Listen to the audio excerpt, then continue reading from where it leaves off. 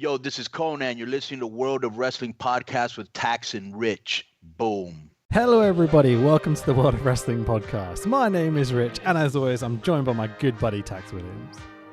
It's so emotional to say goodbye to WCW. We've come to the 10th and final episode of this formation of the NWO series we've been doing. Today, we are doing WCW's Bash at the Beach 1996. I have adored doing this WCW run.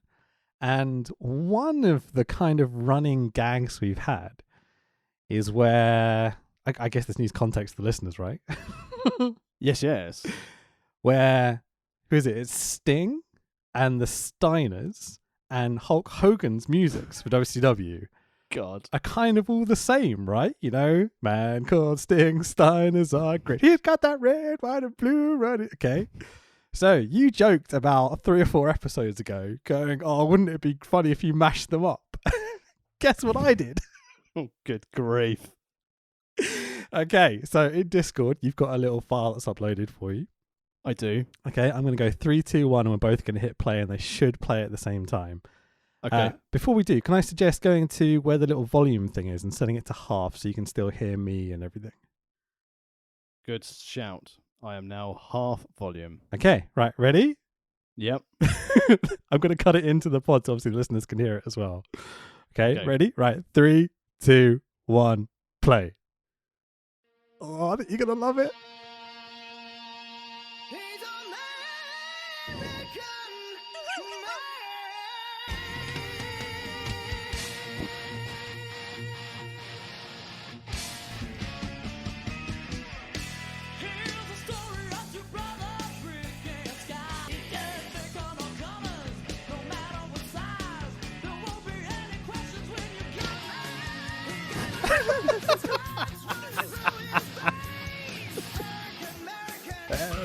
American.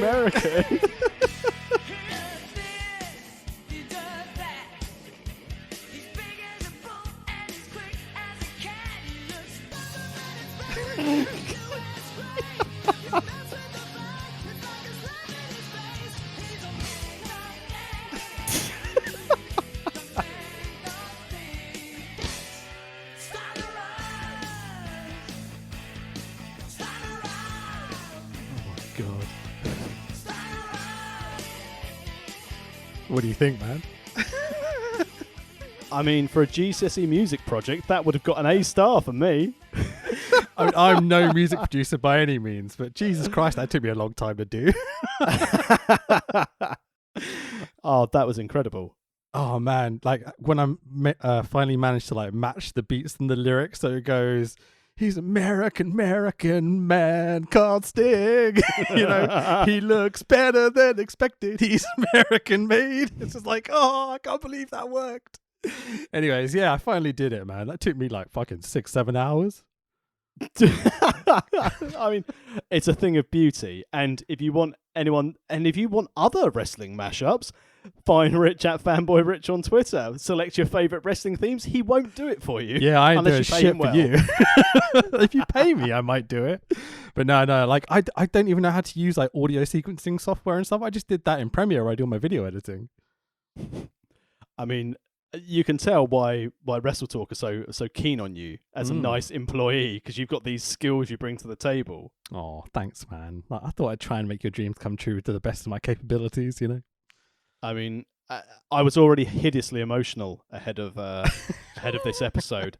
I mean, in all seriousness, though, when we first set out to do this, we were both quite dubious about this. We're like, I don't know if we're going to be able to watch 10 weeks of WCW.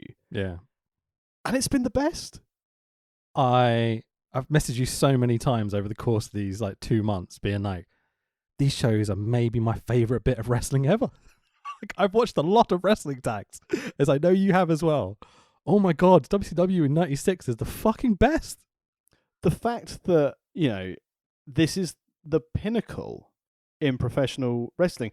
And you say the last couple of months, the first pod of this series, because of breaks and Christmas, dropped on the 5th of October. It was uploaded. Oh, we spent like half a year with WCW. What are we doing with our lives? So think about it in the grand scheme of things. Since we agreed to do this 10-week run, we've had 2 national lockdowns. We've found 2 vaccines approved in the UK to protect against COVID. I've got a new job. You've set a date for your wedding. You know, WCW makes magic happen. Thank you, Mr. Bishop. I love you so much. Yeah, man. Like, we should probably get into the show, but just this whole journey has been absolutely sublime and absolutely ridiculous. It's been the very, very best of professional wrestling storytelling. We've had some incredible matches, and we've had the utter dregs of wrestling, like the worst of the worst as well. It's perfect podcasting material, man. Like, and as I said on Twitter earlier, like, you were like, this is going to be emotional saying goodbye to WCW, but this is only goodbye for now, Tax. We are going to have to come back and do more WCW stories in the future because it's so much fun, man. The problem is, though, I don't think anything is going to beat it. This is the problem. Not only have we had the most pivotal moment in the history of professional wrestling with the formation of the NWO, and today we find out who the third man is. But we've seen John Tenta evolve from a shark into a man. He's not a shark. He's a man. God, Heenan on this show when it comes to Tenta is just so fucking brilliant. We've seen how to correctly book a giant. Absolutely. For 10 weeks. Yep. We've seen some of the shittest tag teams, and we get 2 of them on tonight's card with, Public Enemy and the Nasties. We've got everyone's favourite tag team. One of them is fire. One of them is ice. Do you get it? But no, really, do you get it, though?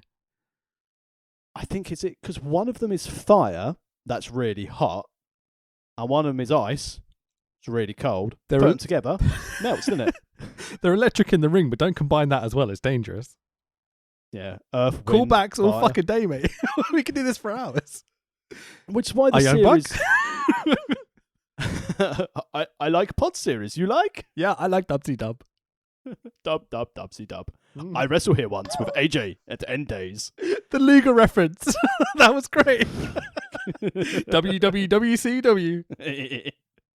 But the fact is here, so one of the real draws of doing this was being able to actually follow all the undercard storylines. I mean, Sting and Regal, that was a dream. And it's a real shame we haven't seen Regal since that pay-per-view. It's hilarious how many people they've got on this roster that you start with one set of people and like for 2 or 3 weeks they build some stories, they think about, we can do something creative with these people, and then they go, but we've got these guys, and they try and do something creative with those people and they fuck off and the other guys disappear, and it's ridiculous how many people are on this roster. Fucking think about the people that just randomly turned up for one show, like Iceman King Parsons. You know what I mean? And Sergeant Craig Pittman. And who do we have? Greg Valentine last week. We had Eddie Guerrero against Flair on the first show. Barely seen Eddie since. You know what I mean? It's crazy. And we've seen Woman manipulate Gene Okerlund. He's had a lovely time of it. Been some filth on this show, isn't there? These last few shows. And I know we're going to get into the show very, very shortly, but I just want to say how brilliant Larry Zbyszko and Tony Schiavone have been for this whole run, and how disappointing it was that they weren't there for this final show. Absolutely. And obviously Tony's there as the main play-by-play, but having Larry not there, it's such a shame that he doesn't do the pay-per-views. Yeah, I never understood why they decided that Dusty would be a better person to have than Zbyszko, because Dusty has funny moments and we enjoy his commentary, obviously. But in terms of quality, Zbyszko is levels above Dusty on commentary. He, just during this 10-episode run with Zbyszko, has elevated easily into my top 5 commentators that I will watch more of, learn from. Because if I ever have to do... Because obviously at the moment I do a lot of commentary as just one-man booth. Sure. And one time at Wrestling 4, I did colour, and one time I did play-by-play. If I ever have to be the colour guy again, good grief, Larry Zbyszko is what I'm just going to study every single week before going up to those shows. Yeah, I remember thinking he was a reasonable commentator. I didn't realize how good he was. So that's really interesting hearing that from a professional commentator, man. That's really awesome. So today we are doing the WCW Bash at the Beach 1996, the 7th of July, live on pay-per-view. Obviously, we watched it on the network, though. Yes. Couple of quite big edits on this network version that I'm sure we'll get to later, right? I mean, when it was called Bosh at the Beach, that was the first good one. Do you know which one I'm talking about in the main event? Oh. There was a definite... hang on. We'll Okay. get there. All right, we'll get there later. Don't worry, okay? So we're at the Ocean Center in Daytona Beach, Florida, USA. It's fucking super no vacancy, mate. This place is sold the fuck out. We've been critical of some Nitros. We're like, we've got a jam-packed arena. Just don't look over there. Whereas this was completely rammed. This crowd are intense all fucking night. They love it. I mean, there's the odd dip, but in terms of a pro wrestling crowd in '96, this crowd is absolutely hype. It's super redneck at times because we are in Florida, But they're pure attitude era crowd in '96. It's great fun, man. Best way to describe them. Like this would be the first attitude era crowd. Cool. Definitely. So tonight, from commentary, we have the pay-per-view team of Tony Schiavone, I can never pronounce it right. Let's keep a tradition. Tony Schiavone. And Dusty Rhodes. But they are also joined infamously by Bobby Heenan on tonight's show. #ruiner. Yeah, maybe. Fair play to Dusty for leaving his red jacket at home, though. That was a big miss. We'll get onto their outfits in a second, Dax. There's an animated shark. We're gonna need a bigger boat. A faux 3D Bash at the Beach graphic. Very fancy. But then it zooms out to show wobbly grey text, and you're like, yeah, don't know about that. That reads, "The Hostile Takeover." I'm like, you're kind of giving away your plots here. Straight from the off. Well, you would have bought the pay-per-view based on the takeover. And the vignette that we had to do with the Hostile Takeover on the weeks leading into this pay-per-view, and we see it later, they tagged a bit on at the end for it. But it sets the scene. Again, if you've bought this because your friends are raving about going, give it a watch, you've got your Dreamcast start of computer game graphics at the beginning. It's very Dreamcast. It's not even like PS1, really. No, it's proper Dreamcast level. Better than the Saturn, but we've gone Dreamcast level. I like it. With it. But going into straight away with the vignette, it sets the scene. Because I wouldn't say this is a one-match card, but it's all they want you to think about. So we got our lovely Sharky transition, not the wrestler. Not Tenta. into a video package of the NWO build. And I do mean the NWO build. Nothing else is on this opening video package. It's super soap opera, kind of telenovela sort of style. It shows lots of slow motion and fading from one shot to the next. It's very dramatic. It literally only shows the segments that included Hall and Nash and their recent goings on. There is... I mean, I don't want to suggest we could have just watched that rather than do the last 9 episodes of the pod. I mean, it gets the segments over. It does the job. It's not... In a big way. It's not the most beautifully put together montage. Let's put it that way. Which is strange, considering the budget that WCW had at this time to be able to go on 2 hours on Monday night on TNT, as Bischoff always famously said when he was in with Ted Turner. But the thing I straight away noticed, as we've said before, you can definitely tell on the pay-per-views they don't have TNT crew. Yeah. Even the pyro level is less. Even though it does scare the shit out of some of the wrestlers when they come out on this show. Absolutely. So, this kind of introduction fancies with some kind of faux 3D bash graphic, again, very fancy, but then does its shitty wobbly transition thing into the Ocean Center in Daytona Beach, Florida. I immediately was thinking, is that a slightly bigger ring? But I don't think it is. I think it's the same one from Nitro. Yeah, I didn't notice any difference in the size. I think that's the thing which a lot of the WCW wrestlers mentioned about anyway when they transitioned over to go to WWF and WWE, that the ring was bigger, so they'd go straight into the ring and they'd be, crap, I'm 4 foot short. Sure. Or what's known as every WWE superstar these days. You should have said AEW, it would have been a better joke, but it doesn't matter. Yeah, but they buy ads for the less fortunate. Mate, Tony Khan's so funny. Is he a heel? Is he supposed to be being a heel now Nah. by shitting on Impact? Just contestant, like, when people get frustrated with something else, they'll kind of let loose a little bit or whatever. I think it's just doing that. I think it's fine.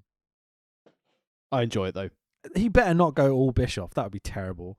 He needs to stay off screen and just be the backstage guy. I think that's where WWE have always gone wrong, so I'd hate to see them do that.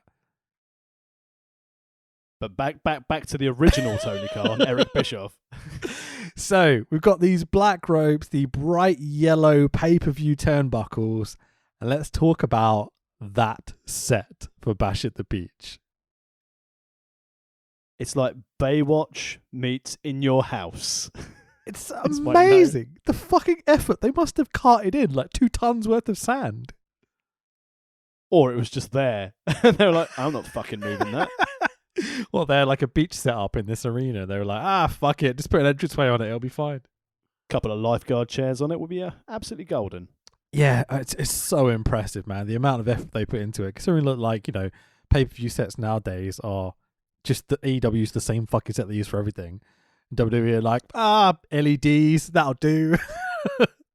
I think that's the big thing with WCW as well. When you look at it, they did put an effort into their pay-per-view stages, like WWE were doing at the time.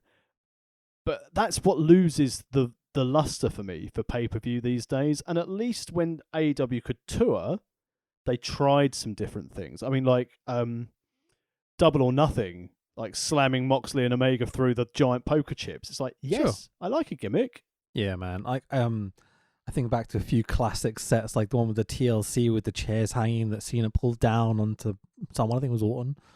I think it might have even been Wade Barrett, actually, that one. Oh, okay. Because it was when it was Nexus time. Unless they've done the spot twice. And obviously everyone's always on about the iconic like backlash ones with the swinging scythes. Yeah, there's so many cool sets over the years, and I feel like these are missing nowadays. You can understand why the budgets must be insane for them, but it'd be nice to have a few of them back. But this set is beautiful tonight. It's a full-on beach. Done.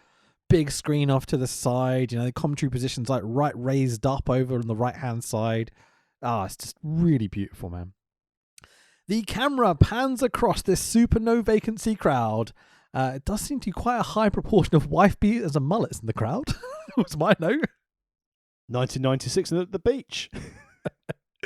Shit tons of pyro goes off as Tony Schiavone talking a million miles an hour. He is very excitable this evening. Welcomes us to hour 2 of Nitro. That's Bischoff's job. Tony Schiavone welcomes us to the show. Never before in history of this great sport has there been a night like this one. He's got a fair point. A capacity crowd is on hand at the Ocean Center in Daytona Beach, Florida. And welcome as World Championship Wrestling presents the Bash at the Beach. He continues. But it is more than just the Bash at the Beach. It is an attempt at the hostile takeover. And tonight, in front of millions worldwide, nearly, and in front of a capacity crowd, questions will be answered. He finally put over the story in the opening tax. Yay! He's learnt. He's taken guidance for the last 9 episodes. It took him 2 months, but we got there. It's my one criticism of these. So yeah, it's great to hear. This was as close to flawless intro that Tony could have done. Yeah. I don't like when wrestling pros go, we present this. It's like, You're removing part of the idea that this is a real fight, and you're essentially telling me at this stage, a case of welcome to our show, which I've made a bitter note about at the end of this. Okay. What the fuck are these dudes wearing? I mean, 1996 called.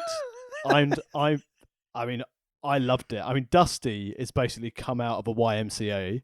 He's in all black, like full black collared, like half collar thing. It's kind of weird, but it's okay. It's not too bad.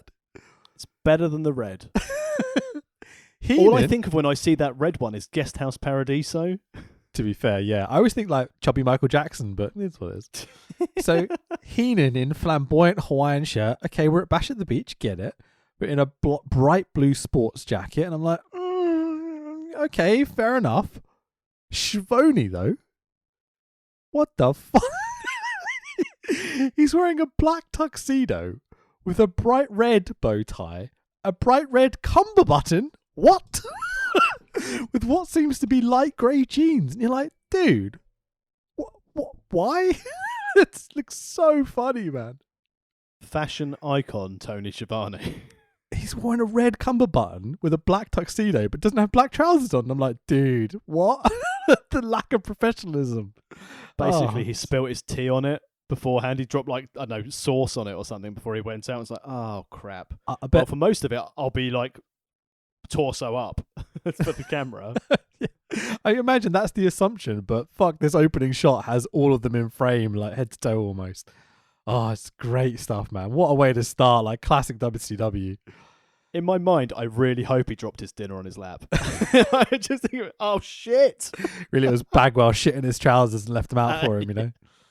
So you should... American male. Oh, they were missing this. I would have loved to have had them on the show, but well. Schiavone introduces Dusty and Heenan and continues, we do not know where Eric Bischoff is. And He's the third man. And we don't... what did you say? We don't know yet who the third man is. A lot of butterflies going into the 6-man tag later on. Immediately getting the important story over here. Doing a great job. I have nothing to add, sorry. It's all right. You nailed it. I nailed it perfectly. Heenan puts over the energy in the locker room this evening. Dusty suggests the main event should maybe go on first. What? And that Eric Bischoff might be being held hostage. Where's this come from? It's big stories here.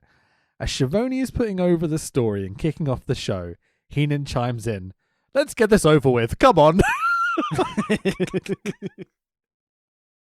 Heenan is just so bitter this evening. He's salty Heenan. He's not paid by the minute, is he, Heenan? Mate, get on with it. At the very end, when all the crazy shit happens, there's a call where Heenan goes, no one else has followed the bloody rules this evening. This is so funny, man. He's the best. Oh, fuck. Tax, how do we open the show? It's WCW in 1996. Hang on. Get Mike Tenay on the phone. We're going to have some luchadors doing moves no one else knows how to call. It's only bloody Psychosis and Rey Mysterio Jr. to open the show. Fucking A. I mean, we're going to go through it, but this was incredible. We waxed lyrical about Ray against Malenko from Great American Bash a couple of pods ago. You can go and find them in our archives at worldofwrestlingpodcast.com. But this match, this is top draw Lucha Libre, which no crowd in America would have seen in a mainstream arena like this. Yeah. Meltzer gave this 4 3/4. I happened to see it the other day. I was like, yeah, in 96, definitely. It's crazy. So just a quick heads up. Psychosis, as they call him here, not Psychosis, because, you know, Americans, WCW, has been in WCW since January 1996. Hasn't been on any of the bloody shows we've done, though, is he? He's probably been on Saturday night or alternatively cutting Bischoff's grass. Think of the fucking morons that they've pumped full of roids in the power plant and sent out to have WCW cruiser matches we've had to sit through the first month or so of this series. They've just had Psychosis just sitting in the back like, hi guys, like, I'm quite good, you know? No. Give me Joe Gomez. Yeah, of course. So, Psychosis, man, his gear here, fucking hell, he looks good. Horned white mask with ornate white, silver, and yellow gear. He's got the whole kind of like faux 6-pack Ultimate Warrior bodyguard kind of thing going on. He does have white tights though, and he seems to be smuggling quite a lot of peanuts down there. I mean, get across the border any way you can. Mate, I couldn't take my eyes off it to start with. I was like, that's a grande kielbasa, that is. Fucking A. Ray in his Spider-Man Riddler combo of white, red, and blue, but with question marks all over it. Oh, it's good stuff, Tax. Very good stuff. And just having the visual of Psychosis and Ray, it makes Psychosis look huge. Yeah, man. He's a big boy to be doing these type of lucha spots, and he does some crazy fucking shit in this match. Both of these wrestlers tried to die in this match. I feel like they've definitely had a conversation back. So someone's given a speech, I feel like Bischoff has stood there and been like, this is going to go down in history tonight. Trust me, you want to do your best. Hang on, Bischoff was maybe held hostage. He couldn't give a talk backstage. Yeah, indeed. Kayfabe, bro. Love it. So, Heenan makes plenty of jokes about Psychosis's big hair, but immediately calls him Rey Mysterio instead. Whoops. They're all the same to Heenan. I mean, I didn't say it. Tenay putting over that Psychosis and Rey train together and have a long-standing rivalry. Mike Tenay does a fucking great job here. Tells about the backstory of these two, that they wrestled in Mexico last night and only just about made it in time for their match this evening. Tenay's a pleasure on commentary. When he's doing these one-off shots and giving the backstory for these the foreign imports, as they refer to them as, he really, really does add something to it, because, I mean, we'll get to it in the post-match interview with Conan later, but without having Tenay offer some technical analysis, it would have made it sound more like those two jokers commentating on AAA a couple of years ago. Yeah, sure, man. So the match is a little slow to get started. You can see them kind of like just getting their feet, seeing how the crowd are going to respond. But then Psychosis dives to the outside, smashes his head into the railings. It's like, here we go, boys. Rey, I won't go over all the spots because you should just see this match. It's a lot of fun. Rey hits a running Huracan Rana, as they call it, from the apron to the outside. A running Frankensteiner. Yeah, indeed. Commentary putting it over hard, apart from Heenan, who chimes in. They're getting right back to their feet. Isn't it amazing? It's a funny point. Just endless, crazy spots during the middle and end of this match. I guess we've got to talk about the Psychosis senton from the top turnbuckle to a prone Rey Mysterio on the floor. Dangerous as hell. Rey's on the outside, pretty much under the guardrail. Yeah. And Psychosis is just, fuck it, senton. But the height, the vert he got before dropping down on the senton was a thing of beauty. How is he still walking? He falls directly onto his hips while squashing Rey Mysterio at the same time, legitimately. I mean, it's a good thing Rey had a mask on. Yeah, the pain on his face from this spot. And also not completely white tights, because any impact onto your stomach like that, if you've got anything in there, that'll just push shit out. Yeah, I'm sure. Remember that time where Psychosis made Rey shit himself at Bash at the Beach? Speaking of which, Heenan immediately goes, call for the bladder. So funny, man. Psychosis seems to have legit fucked up his back on this spot. Like, legit flat back bumping off the top turnbuckle to the outside is dumb as fuck. He stands up and kind of adjusts his hips and his backs. And it's like, oh, terrible. Dusty chimes in and goes, Rey Mysterios? If you will. So good. There's a moment, right, in this match where commentary are discussing all these crazy moves. Heenan goes, how do you know all these names? And Schiavone goes, if you don't know them, you just make them up. And then there's like a 10-second period where they're silent, where they've blatantly got their finger on the mute button because they are pissing themselves laughing. What a way to start the show, man. This is so much fun. It's brilliant. Commentary, as you said, having the added element of Mike Tenay on there, just the ridiculousness and the risks these guys are willing to take. It just sets the bar very high for the rest of the show. Absolutely, man. They lucha, the fans come alive. Rey does a springboard, but Psychosis catches Rey in a Liger bomb. Fucking sick. Psychosis slams Rey into the turnbuckles and they go up top. Psychosis goes for a Razor's Edge off Brett's rope while Razor's on the show, dude. Don't think so. But Rey reverses it into a Huracan Rana off the second rope in 1996 for the 1-2-3. What an incredible fucking match.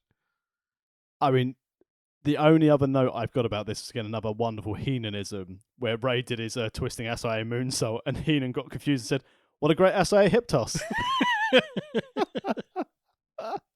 But yeah, as you said, this start to finish, there was a feeling out process, slow, very, very slow at the beginning. But as you said, as soon as Psychosis went into that rail, it was like, fuck it, let's go for it. Absolutely, man. I mean, accompanied by Tanay being a huge mark on commentary, Salty Heenan. It's just it's so much fun. I love it so much. It's genuinely awesome that we got to see the beginnings of this WCW Cruises that we've seen bits of, and we all remember, and we know we've heard so much about, and they're so much better than these. Send them off to the power plant, fill them full of roids, and send them back, guys. Like all the imports, like. We've got Hoovy coming in over the next few weeks. You've got, who else? We've got Eddie coming back. You get Dean Malenko, Rey Mysterio. Still get Liger coming in as well. Like La Parka. Like, fucking hell, man. It's just, to see the birth of this was so good, man. And the thing you look at today as well, because I can quite honestly say that I've not watched any 205 live. I might have watched a few episodes of the Cruiserweight Classic when it first started. But if you compare Cruiser action in Nitro in 96 and 97 to what they've got as their Cruiserweight offering today, it can't touch what Nitro had. It's very comparable in that the spots are as good. I did not think we'd be seeing second rope Huracan Ranas reverse from Razor's Edge and sentons from the top turnbuckle to the floor and shit like that. It's fucking mental. To catch a dude who's in midair and get your feet up high enough to Liger bomb him, Psychosis was a fucking madman.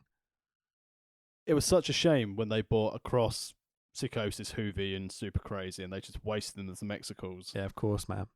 Like Nitro wasting them as well, because this is as far as these cruisers ever go on Nitro.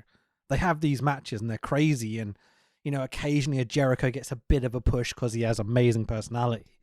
And, Benoit eventually wins the belt right before he leaves. But that's the extent of the cruiser guys. Like, they're just spot monkeys for Bischoff, And it's a real shame because these guys are super fucking over. If he'd just pushed Rey Mysterio to the main event quickly, imagine what it could have done.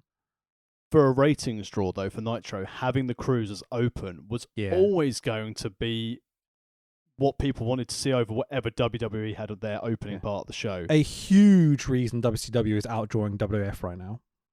Big time. Because they'll stay. They come in for the high-flying, never-before-seen moves of the Lucha guys and the Cruisers, and they stay for the coolness of the NWO. Yeah. When you're comparing this to, it's competing against Goldust and Duke the Dumpster Josie wrestling, a 5-minute draw with Sable on the outside doing filthy shit, It's just not got that attention drawing thing. Well, maybe Sable would have, but you know what I mean? It's not comparable, though. It's not comparable to a full in-ring product. Of course. So right as I've got slow motion replays post-match, by the way. Ooh, production value stacks, yeah. Well, they paid for a couple of extra credits so they could use it 5 times during the show. They really did use it a few times. But they've never done this before for pay-per-views, have they? Post-match slow-mo replays. They've only had one. I think they had one at Slamboree because we commented on it and we were like, oh, production value. Someone accidentally pressed the wrong button and slowed it down. As we cut to the next scene, Heenan quickly chimes in. Can we speak English now? Salty Heenan. It's so funny, man. So, Mean Gene backstage with our boy Conan. Where has Conan been the past month of Nitro? Probably on Saturday night, but they kept on saying that again. Conan wrestled in Mexico last night, so you wrestled over here. But the highlight of this whole promo was when Gene goes to Conan. Can you explain the end of that last match? And Conan obviously wasn't expecting. She goes, really? He gets him up on the top rope. He reversed it into a top rope Huracan Rana and rolled him up for the 3. Yep. He looks so fucking furious that he's been asked about the last match, not his match with Flair tonight. And that should be the headline. Conan versus Flair. It's a big deal, especially in 96, Biggest name in Mexico going against arguably the greatest US wrestler of a generation and of all time. Especially with NWA WCW. He's the guy. He's the man. And they would have known about that. I mean, Can you imagine what would have happened if Flair had gone down to Mexico to wrestle Conan? Yeah. It's the main event, Arena Mexico. It's got to be. And it's actually probably going to a main event Triple Mania next year. So just to say, we are going to do Triple Mania after this show, so I'm really looking forward to that. So yeah, it's a flipping gem, and I'm looking forward to watching it again. cool. What about this set where they're interviewing Conan? You know, it's a blue bed sheet with a white Bash at the Beach towel hanging up behind them. It's very WCW. It's promoting merch, which is similar to what we should do. Whereas if you're enjoying what we've done, and also if you're a new listener, thank you very much for joining us. If you want to support the pod, head over to amazon.co.uk, just search World of Wrestling Podcast, and buy our CM Punk inspired t-shirt to support the pod. You will also be able to get something new relatively soon. Woohoo! We did try and have it ready for this show, but it hasn't quite worked out that way. So it'll be on Amazon. We'll obviously talk about it hopefully next week. It would be very good if we could talk about it next week because it kind of fits in. Also, you know who you are. Answer your fucking DMs. Yeah. How do we say that in Spanish? Senor Clown. Let's move on. So the chat finishes up with Conan as the US champ.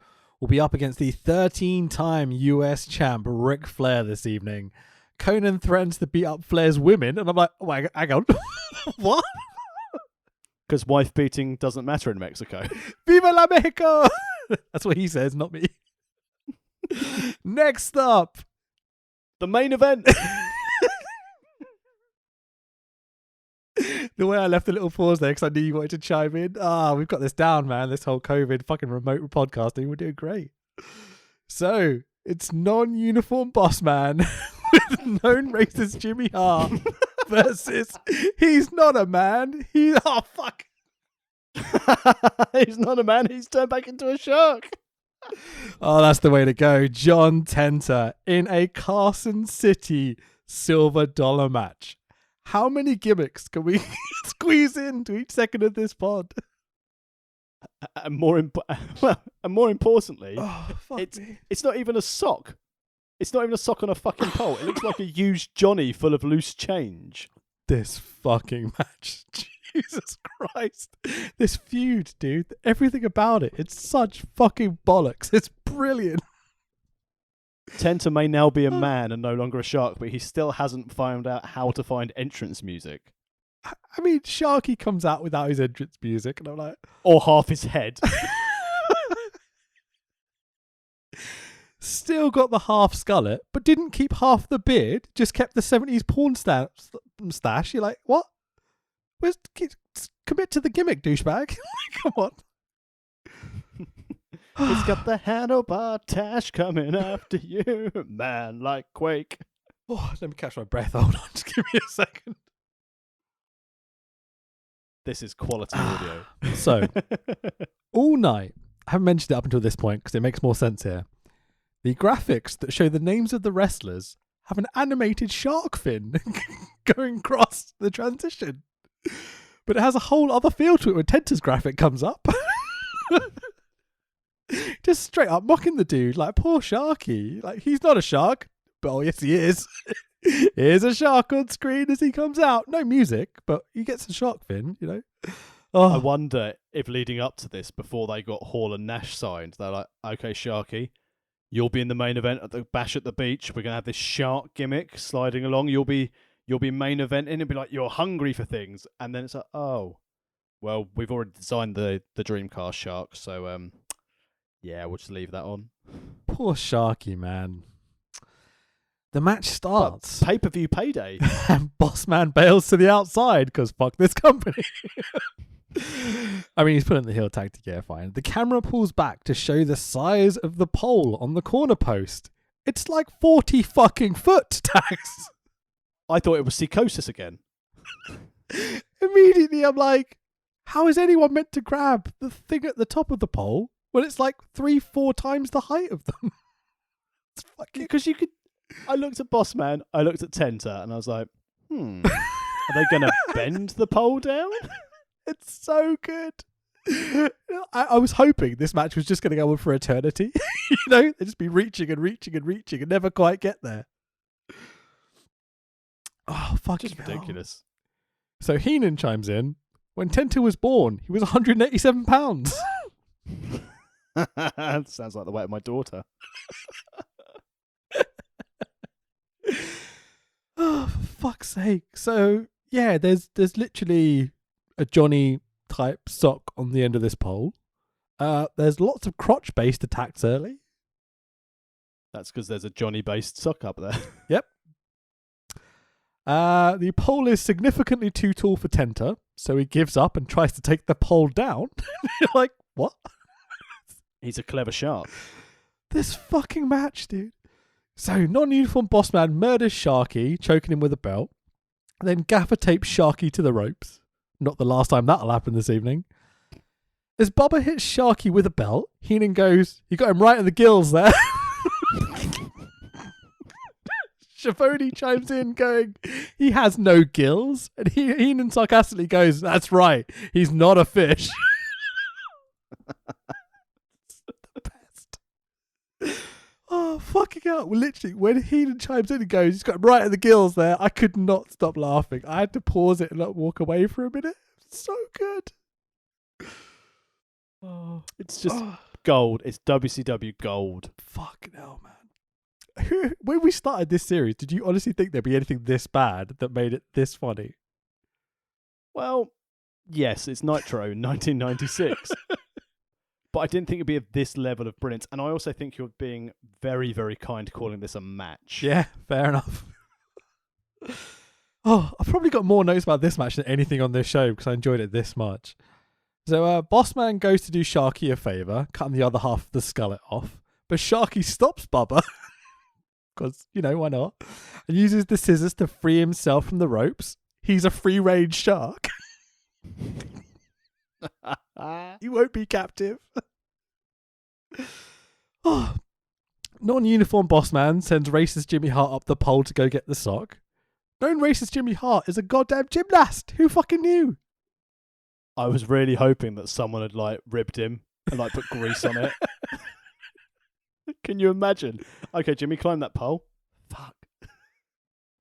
He scampers up this pole like a fucking monkey up a tree. He's amazing.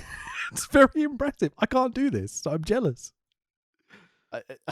I just imagining he was trying to see Ten to try and do it properly. I was hoping we were going to get to see one of these big lads try and climb that pole. Because there is, Climb the pole, John. mate, there is no fucking way they'd be getting up to the top of it. So Hart comes down with the pole, with the sock. The crowd are going fucking crazy. They're really, really into this by this point. That's because if Jimmy Hart falls off, he will die. It's a man 40 foot. Think about, like, you know, Shane coming up the side of the Titantron. It has the same feel here. Because Jimmy Hart is 40 foot in the fucking air above the ring. If he falls, he's fucking dead. Like, it's definitive. That's really going above and beyond for the product, isn't it? It's a case of, I'm a manager to Kevin Sullivan and now non-uniform boss man, Yeah. and I'm 40 foot in the air on a pole, which doesn't look overly well secured Fuck on no. a ring post. It's got a few, like, bits of fabric holding it on at the bottom. That is it. It's not safe. Someone needs to do a risk assessment of this Carson City silver chain on a pole jizz sock match. Don't they ever spoil this, genius. This is marvellous. Huge pop for Tenta, who shoves this racist piece of shit gymnast and steals the sock. A sentence I didn't Gymnast Hart. Sharky smashes the sock into non-uniform boss man for the Chest. one. Yeah, he does not get his face. He gets his chest. For the 1, 2, 3. Huge pop. Do not underestimate the size of this pop. Match of the fucking year. He's not a shark. He's a free-range man shark fish. What a feud. With gills. What a feud, man. What a payoff. This is brilliant. This is great storytelling. 'Cause, you know, we go on about the NWO drip feeding things. Fair play to WCW. They stayed the course for this. This has been like 6 weeks build for this. I didn't think we'd get a payoff. And oh my God, these two kind of vets telling this ridiculous Memphis style story. It's brilliant fun, man. It was a real, but this was signing off old WCW, wasn't it? This is the style that essentially died at Bash at the Beach. Yeah, I think this is the last of this kind of phase of wrestling. And they did it brilliantly. They got the crowd on their side. They had sequence to sequence to spot. They knew where they were going. It worked. It's two veterans telling a great story in the ring, man, with all the bollocks that came along with this. This was. Do you just reckon one of them hilariously had fun. creative control? Because obviously I know Hogan had creative control in his contract. Hmm. Do you reckon Tenta or Bubba had creative control in their contract and went, okay, Eric, I'm going to tell you what I'm going to be I evening.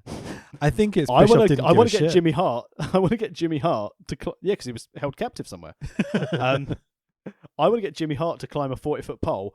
Best case scenario, he dies. Worst case scenario, we finish the match. You've heard Bischoff talk about Jimmy Hart on his pod, right? Yep. Yeah, he's not a big fan, so I guarantee he was like, "Yeah, do that. That sounds great." Oh crikey! But I mean, the last match according to Meltzer was 4 3/4 stars. You say? Did you catch Meltzer's rating for this? No, I don't think this got a rating. There's only a couple of matches on the show that had a rating, and the last one was by far the biggest. So the rest are like That's 2-3 star matches, sort of thing. You can't rate perfection, and this match was so good. There has not been another Carson City Silver Dollar match since this, to my knowledge. Please find us on @WorldOfWrestPod on Twitter if I am wrong. I am desperately gonna miss these two in this feud. It was so good, and I doubt we're gonna find much like this in the future, man. That's this funny. Yeah, and also it's a shame that these guys aren't with us anymore. I mean, I doubt they'd be having any form of sort of impact on the business itself other than being able to work like the signature circuits and everything for people. But it is a real shame because both guys, by the sound of things, through what you read about people, like listen to Bruce Pritchard talk about John Tenta before he passed away, and everyone had such nice words to say about, Big Bubba. Yeah. It's a shame that they're not there. They've got tons of memories from my childhood, man. I'm a big fan of both guys. I remember genuinely being scared of Earthquake when he was in WCW the first time I ever saw him.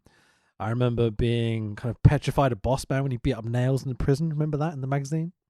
Yeah, and these two from as a Hasbro figure kid from back in the day, Earthquake, which had movable legs so he could do the giant whoopsie, that was a great figure. And the fact that Boss Man was a rounder sort of character rather than like the chiseled muscle ones they'd done so far. I was like, these are different shapes. It's okay to be a pro wrestler if you're fat.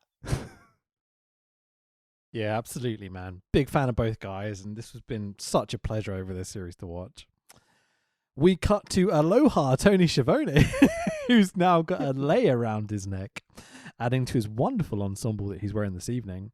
They're putting He's head of the table now. The tribal chief of WCW. Is that where we're going with this? Yeah. Bloody Vince ripping off old WCW with Roman Reigns. Tony Schiavone was the original tribal chief. The commentary team putting over the third man gimmick over and over and over again. Mean Gene backstage with Macho, Luger, and Sting. Luger forgot his TV strap again. And also to wear any interesting gear. True. Just wearing black trunks constantly because, who cares? Third man. So, they're all wearing Stinger paint.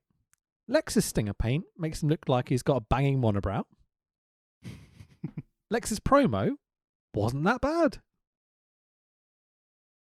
It was his best of this 10 run of shows. That is the biggest compliment I will ever play Lex Luger. It wasn't bad.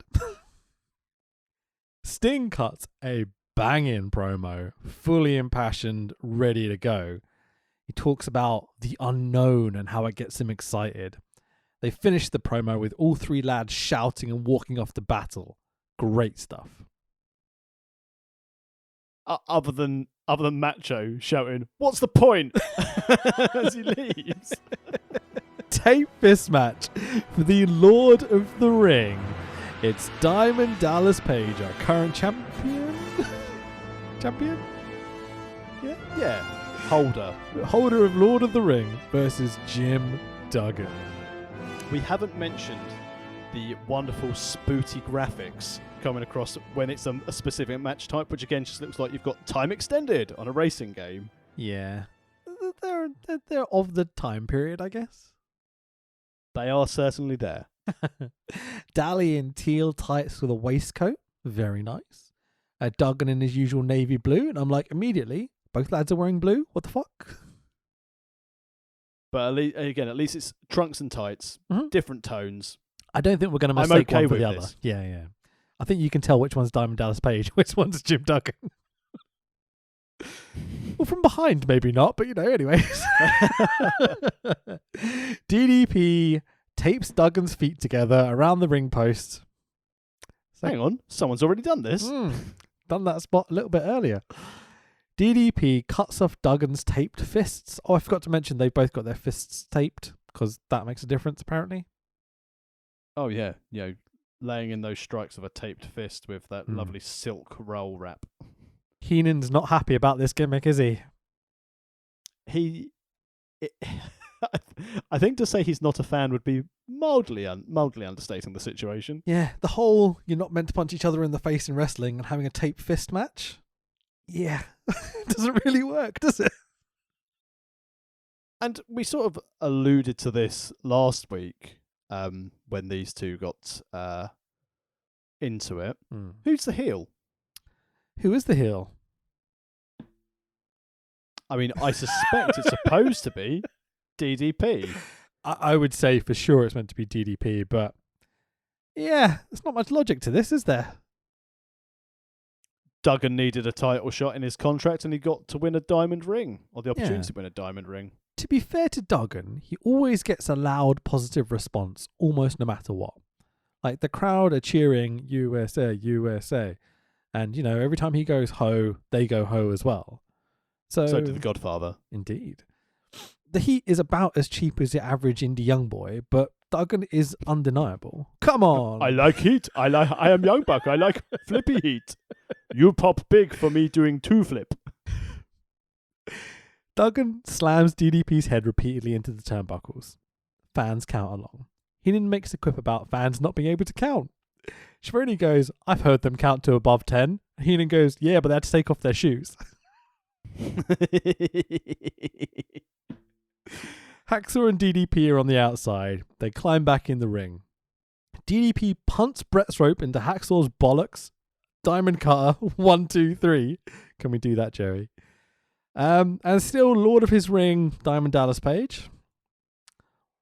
I mean, the comment about Heenan when it was like about Duggan going, yeah, but where's he actually looking? It's like, oh, Bobby Heenan, you are mean to poor Duggan's face. Very much so. Post-match, Duggan immediately gets up, no selling the cutter, and I get really fucking pissed off. What the hell? What's he doing? Sell, bitch. He's been learning from Luger. Yeah, it's very carny, old school. No, if I'm going to put you over, I'm not going to sell it, It's not cool. Just, it's pointless. Yeah. It's pointless the fact he no-sold it. And then the face attacking the heel after the match. Someone throws this tape to Duggan so he can loosely tape up his fist. Can they do that, Joey? Did Duggan then punches DDP with this taped fist? DDP sold it like he's fucking dead. What? I haven't got this gimmick from the beginning. It doesn't make any sense now either. Like, I know there's the whole, boxers tape their fists and that hardens up your knuckles a little bit, protects them and stuff, but DDP is Duggan is loosely wrapping tape around his hand, maybe 5 times. And then punches. Just remember this storyline. This storyline started when Duggan was taking a shit and found the ring. Yep. Good stuff in it. Maybe the worst feud. Oh, well, actually, there's some worse ones. But this is not good. Mean Gene backstage with the 7-foot, 4-inch, 471-pound heavyweight champion of the world, The Giant. Also Kevin Sullivan and Jimmy Hart, you little twerp. Mean Gene's the best. Mean Gene gets it. Sullivan and Giant cut a promo on the Horsemen. They're going to have a tag match later on. It's shit. Again, who is the heel? Yep. It's utterly shit.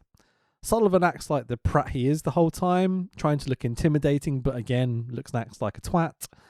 They all lie by saying Sullivan isn't the weak link.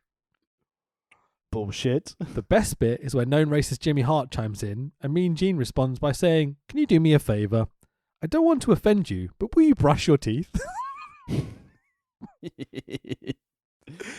Everyone's on fire tonight. Like, this show is it's banging, mate. And that's a shoot, baby. Yeah. Mean Gene sends us to Lee Marshall on the ramp. I'm like, hang on. We haven't seen Lee Marshall at all any of these shows. He was on that AWA show doing commentary, wasn't he? Yeah, and it's very much the case of, Gene, we've got you down to do 23 interviews on this show. Shit, guys, I've only really got time to do 22. Fuck, what are we going to do? Is Lee Marshall here? Yeah, we'll get Lee Marshall to come down. His voice is epic, dude. He reminds me of Clint Bobski when they did Southpaw Regional in WWE. Oh, yeah, sure, absolutely. Good comparison. So Lee Marshall is on the entrance ramp with Benoit and Arn Anderson. Lee Marshall accompanied by his Tash. Yeah, and Arn Anderson's big, awesome 90s specs. Oh, looks amazing. I mean, it must look amazing. He can actually see. Yeah, absolutely.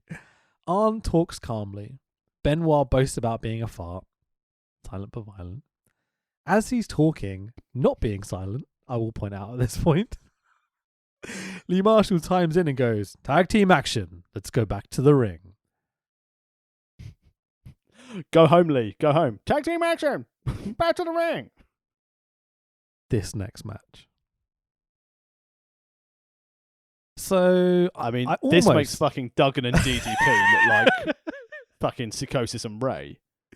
when I was in the process of going, DDP and Duggan might be the worst feud of, oh, wait. We've got a double dog collar chain tag team match of the Nasty Boys of Brian Knobbs and Jerry Sags versus the Public Enemy of Johnny Grunge and Rocco Rock. Tax, would you like to take us through some of this? Okay, so basically, we're looking at sort of like a fatal four-way, but not. Sags is tied up to Rocco Rock, Knobbs is tied up to Johnny Grunge. And once they get started, as you can imagine, it's going to be a catch-as-catch-can style wrestling. Oh no, wait, they go straight to the outside, where we then get this lovely double picture where the cameras follow them around and Dusty shouts out going, "It's double trouble back at the beach bubble." But only in the bottom half of the screen, mind. Yeah, it's ridiculous. The graphics split basically. It's the worst kind of production. Again, we mentioned earlier that we don't have sort of TNT production. They fight over the aisle.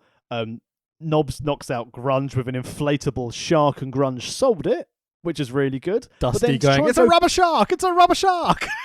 So funny. But on that subject of Shivani following on from that, Sags then goes to one-up Brian Knobbs, hitting Rocco Rock with a surfboard, and Shivani goes in, "You can do a lot more with a surfboard than you can with a shark." Tentis just having a cry in the back, you know.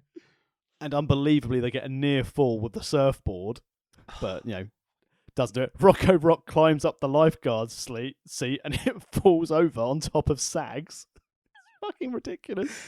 And they basically beat the shit out of each other with various weapons, still in this horrible, horrible split screen, which makes it, even though this match would have been impossible to enjoy anyway, it made it even harder to enjoy. Rocco Rock puts Jerry Sags for a table in the aisle. Hopefully it's not Flair's dining set. And luckily, finally after this moment, the split screen ends and now we can start enjoying some good, whole, professional wrestling. Oh, wait. No, we can't. Sags is about to be put through a table again, but he gets put... Rocco Rock, I think, got pulled off by a chain, bounces off the table instead of going through it. I am the table! And then Sags lays Rocco on the table, leaps off of Brett's rope. Table still doesn't break. I am the table! And then I love that table. Sags sends Rocco off the ropes. He gets tied up really badly. So funny. They then try and hang Johnny Grunge. Yep, there's a murder. Classic.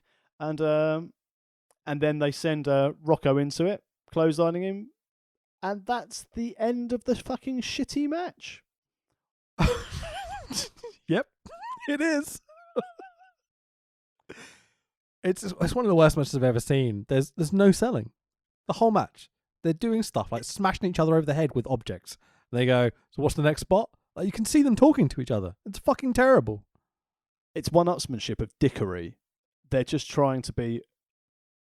It's attempting to be Johnny Big Bollocks about beating the shit out of your opponent for no real reason other than to prove that you're the biggest arsehole in professional wrestling. And these two teams are just absolute dog shit. Commentary are endlessly taking the piss in this match, and rightfully so. Fuck these idiots. This is terrible. It's gimmicks. MVP of this match is the table. Mate, yeah, absolutely. It's gimmicks upon gimmicks upon gimmicks. It's like watching a Smoky Mountain show. Hang on. Someone told Jim Cornette about this. I mean, realistically, the winner here is absolutely nobody. This was 11 minutes of my life that I'm never going to get back. And the worst thing was, because it was split screen, I had to watch both lots of shit. One eye on each going, nope, I'm just going to watch the middle and take in a rough idea of what's happening, because fuck this shit, who cares? Per Heenan. Duggan couldn't do that. One eye on each. Post-match, right? They're just beating the shit out of each other. Rocco gets pinned. Rocco immediately stands back to his feet. Bunch of fucking idiots, this lot. The cameraman completely misses Sags eventually going through the table on the outside. A bunch more shit happens. We get slow-mo replays of the Nasty Boys' entrance, because it's probably the only replayable bit of the whole fucking match. Literally the worst match I've ever seen. And I've wrestled Conroy. Hi Dan, how you doing? I Mean Gene backstage at the locker room with security and putting over the outsiders Bischoff captive who's going to be on what side, third man story thing. The outsiders will not come out for an interview. I love these segments. They're really building the tension, getting to that main event. It's really cool. It's stuff like they used to do with, like SummerSlam 92, where you don't know what side Flair and Perfect are going to be on. It's the same segments, really. But it works so well with the unknown of what they want to try and pull off here. When's the last time any major company had this sort of storyline? As in like an unknown, a mystery? Yeah, whose side is this person going to be on? How are we going to find out? Let's go backstage and try and find out who's going to be. Like, they don't tell these sorts of stories anymore. I mean, Impact had the Who Shot Johnny Bravo. Yeah, not quite the same caliber. And like, NXT had the Who beat up Tommaso Ciampa in the parking lot sort of thing, but then they repeated that idea again later on, didn't they? But they'd already done that with HBK and Triple H. In this case, the Who attacked Shawn Michaels. Sure. And then Okay. they showed the footage. But there is a few, even but I then, would have liked to have seen them done more developed almost, you know what I mean? On a bigger scale. yeah, but certainly not as complete as this. Sure. It's such a simple device. I'd like to see it used more and better than it's been used. Let's put it that way. So, cue the shit-ass disco music for our WCW World Cruiserweight Championship match of the Disco Inferno versus our champion, Dean Malenko. Now, Tax, we'll go through it, but I think I need to start by saying I like this match. They at least try and make Disco look mildly credible. Disco grabs a mic. Fuck. Cuts the same bollocks promo he cuts every bollocks week on Bollocks Nitro, even though I quite like the recent ones we've done. Malenko slaps Disco to a big babyface pop, and off we go. Immediately, I'm like, who's the face? Who's the heel? Malenko just turned heel against Mysterio, but he's wrestling a heel tonight, and Disco gets pops later on, but Malenko's the face to start with. It's like, it's a mess. Okay, let's establish that straight off the bat. Just anything Disco Inferno is just hard work to be around. Malenko is incredible early in the match. He's incorporating Tiger Mask spots, lucha spots, but in his style. Brutal looking brainbuster from Malenko, and this guy constantly losing the stupidest shit on Nitro week after week kicks out. And I'm like, I thought this was going to be a squash to start. But this is where the Disco Inferno babyface heat starts to build. They're trying to build Disco as a guy who can wrestle, but just doesn't have the concentration to do it almost. So I appreciate Disco putting on a decent match here, and it does get better and better as it kind of goes along. And he's being a decent competitor, but the logic of it, like, what are we seeing tonight in comparison to the person we've seen from Nitro for the past 2 months? It's completely different. And I was worried from the get-go when he came out. Obviously, loved the orange. Loved the little effect when they had the reflection from the disco ball into him coming into the ring.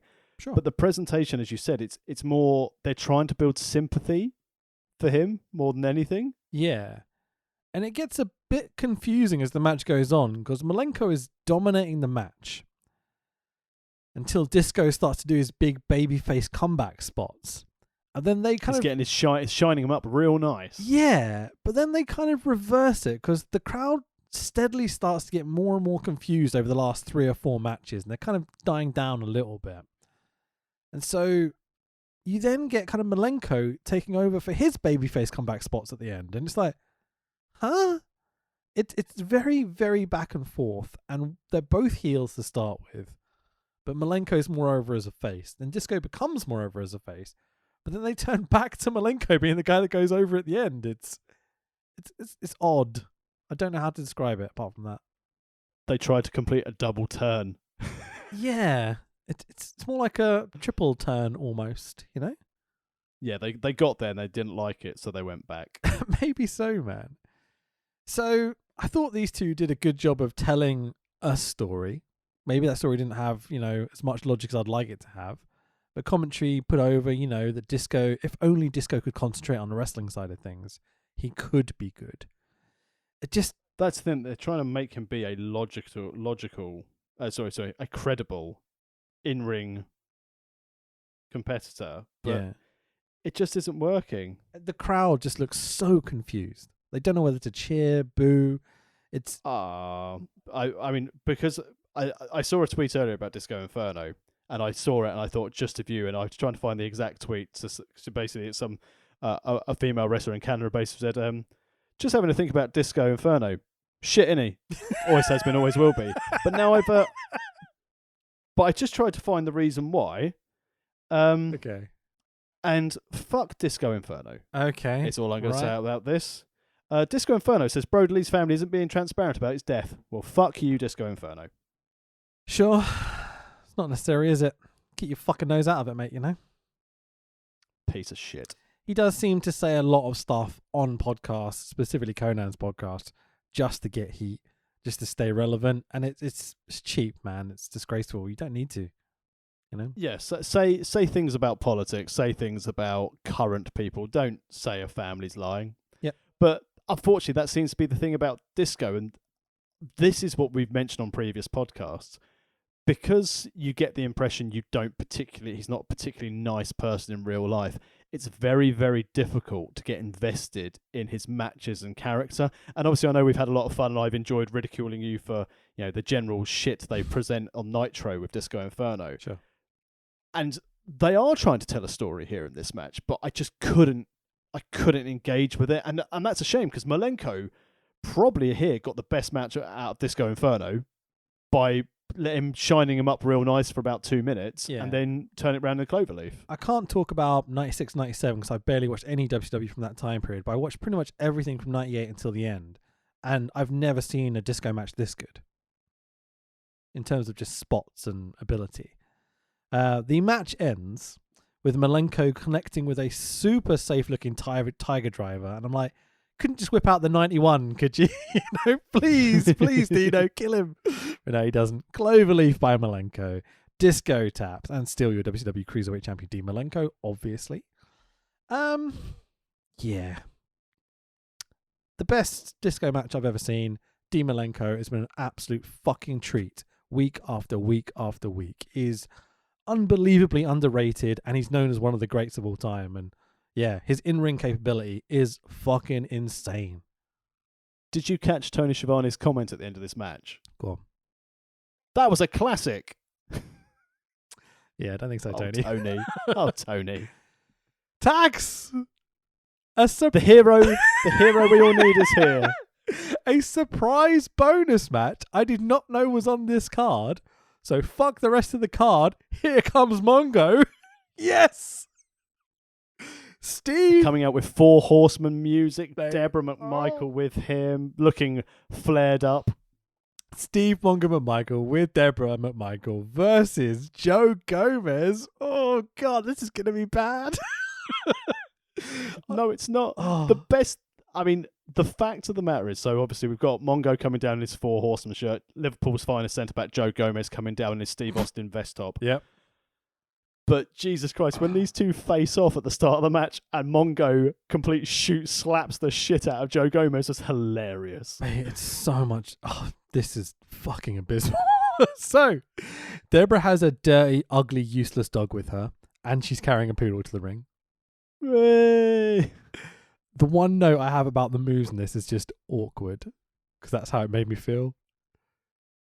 It's amazing that Mongo was the one signed full time, and Kevin Green was for a transitional athlete was so fluid in what he did. Yeah, man. Gutted about Kevin Mongo Green. hits a shit looking backbreaker. That was a Dude. that was a move.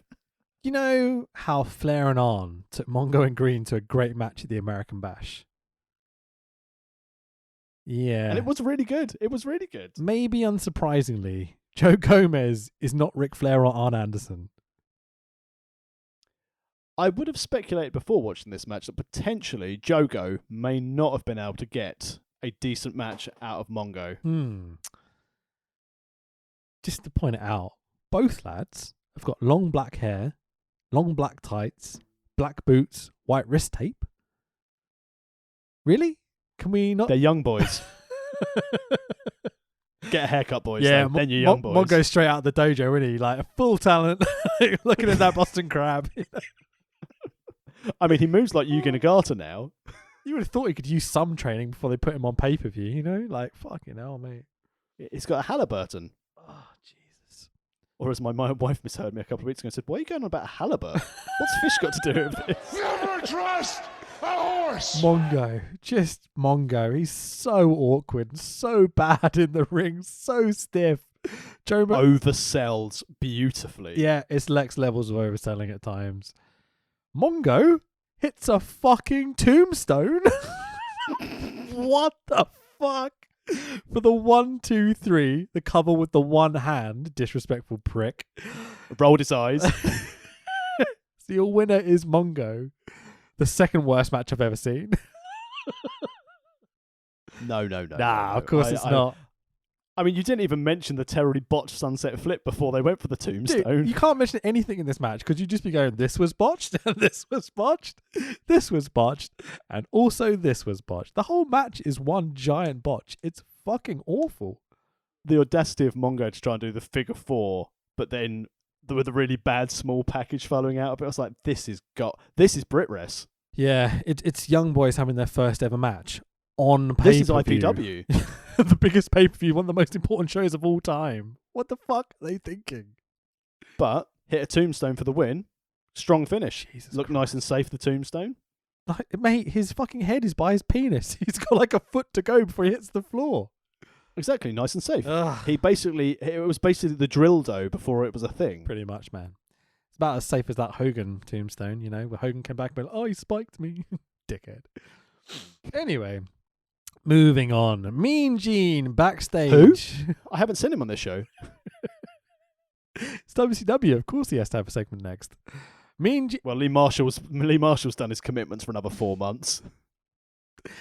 Mean Gene backstage with Ric Flair in pink sparkles. My God, I love this gear. With Liz and Woman, half his harem. Flair sings La Cucaracha because racism. Fucking hell.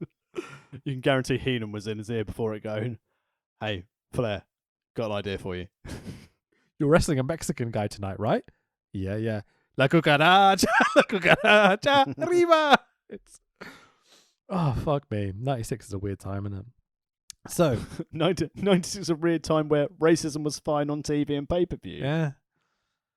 I'm not sure it was fine. It's okay but if you it don't was get caught, though. Everyone brother. needs a lesson from Hogan. Yeah, fucking idiot. Flair says that tomorrow night on Nitro, Flair is going to have the US belt and a World Heavyweight Championship belt. Huh? What? Okay. All right, Flair. Yeah, good stuff. Just booking yourself in main events, are we? Okay. Jean chats to Liz about her great big party. Woman touches up Jean again. Gets super awkward. And invites him to the party. It's nice, though. Ric Flair jolling them along and basically going, Gene, come with us. Woman will give you a special show. The bit where Flair starts to shout again, because this promo's gone on way too long, and Woman is just chatting up Gene for like a minute. Gene grabs a cheeky hold of Woman, like low down. Sneaky old bastard. This promo just goes on and on and on. It's way too long. Gene eventually ends it by saying, in addition to wrestling, we're going to have a little pole vaulting competition. What the fuck, Gene? Back in your pants, mate. Hold on. Beautiful. This was a mess. I mean, they gave Woman a chance to act, and it was foreshadowing, having quite a prominent involvement of Woman in this. Yeah. Well, we might skip over it a little bit later for obvious reasons, but you know. Next up is the WCW United States Heavyweight title match of Conan, our current champion, with 2 N's apparently, versus Ric Flair with Miss Elizabeth and Woman at ringside. The match I never ever thought about, but as soon as I saw it on the card, I thought, I really want this. Tax. What the fuck is Conan wearing? It's a mix between the Sultan and Max Moon. He looks like the lucha member of the Beatles from Sgt. Pepper. It's quite the outfit. But the thing is, though, like Conan has been having these quite flamboyant outfits when we've seen him so far, and compared to Flair with his pink sparkles, it just looks a little bit weird. Mate, he's got a tasseled singlet. What the fuck is that? Looks so It's bad. Embracing his inner rockers, isn't he? Oh, So it's almost like he's. I liken it to a ballroom singlet. If you watch Strictly Come Dancing or Dancing with the Stars in the States, I don't, because I'm not a middle class wanker, but okay. you're most welcome. Bill Bailey won it. It can't be a middle class thing. Bill Bailey's a legend. Dude, and he won Bill the Bailey's dancing like the program. ultimate middle class comedian. Come on. Exactly. That's why we like him. In my country club. I like Bill Bailey, don't get me wrong, but I'll shoot a par 3 with him next week. What? what? Heel Flair is massively over because WCW. And racism. Yeah, sure. Spooty sparkle pyro. It's fucking great stuff. Flair removes his pink sparkly robe and Flair is wearing red trunks again. But usually I'd be panicked that I'm thinking Flair's going to lose here. But we've learned from this show, these series of pods at least, that Flair doesn't always lose where he's wearing red. I did not know this up until now. I have issue with the colour clash of pink and red. Yeah, true. Doesn't really work, but they're at least tonally the same. But then I don't believe that Flair could have got away with pink trunks. Well, I don't know. It is Ric Flair. I think he can do almost anything he wants at this time period, mate. He's But still, fucking everyone's wife and no one says anything.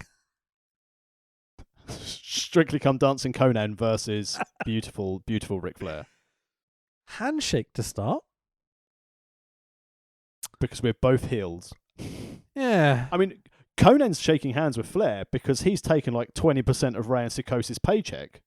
Legit? Or There was always the rumours that Conan was taking from the top by bringing the Mexican guys in, that people have spoken about on different pods, that Conan would bring in the Mexican talent and he would keep allegedly part of their purse. Whether or not that's just, again, Bischoff and people like that revealing their own, lack of friendship with people like Conan. But right. it's not the first time I'd heard it. But again, it's all these old wives' tales, isn't it? Allegedly, I can't imagine allegedly, Yeah, exactly. I can't imagine Rey Mysterio, who had such prominence in Mexico, would have gone, hey Ray, do you want to come over here? But because I brought you over, I'll take 20% of your cut. That Ray would have gone, fuck you, I will get booked myself. Sure. I don't know much about that, to be totally honest, but the one thing I was thinking is that at the end of this pod, stay tuned, listeners, after the outro, we're going to do a little something special. And there was a Conan match on that show, which is only 2 months away from this, where Conan is already wearing his wife beater, kind of like the Zumba's combination. So this tasseled singlet did not last long. I think he pretty much found very quickly this is the past and NWO and WCW is the future, and you got to change up quick, buddy. Yeah, this was the end of Lucha Libre for Conan. Before, I mean, he still did things, but this was before he threw shoes. Who throws a shoe?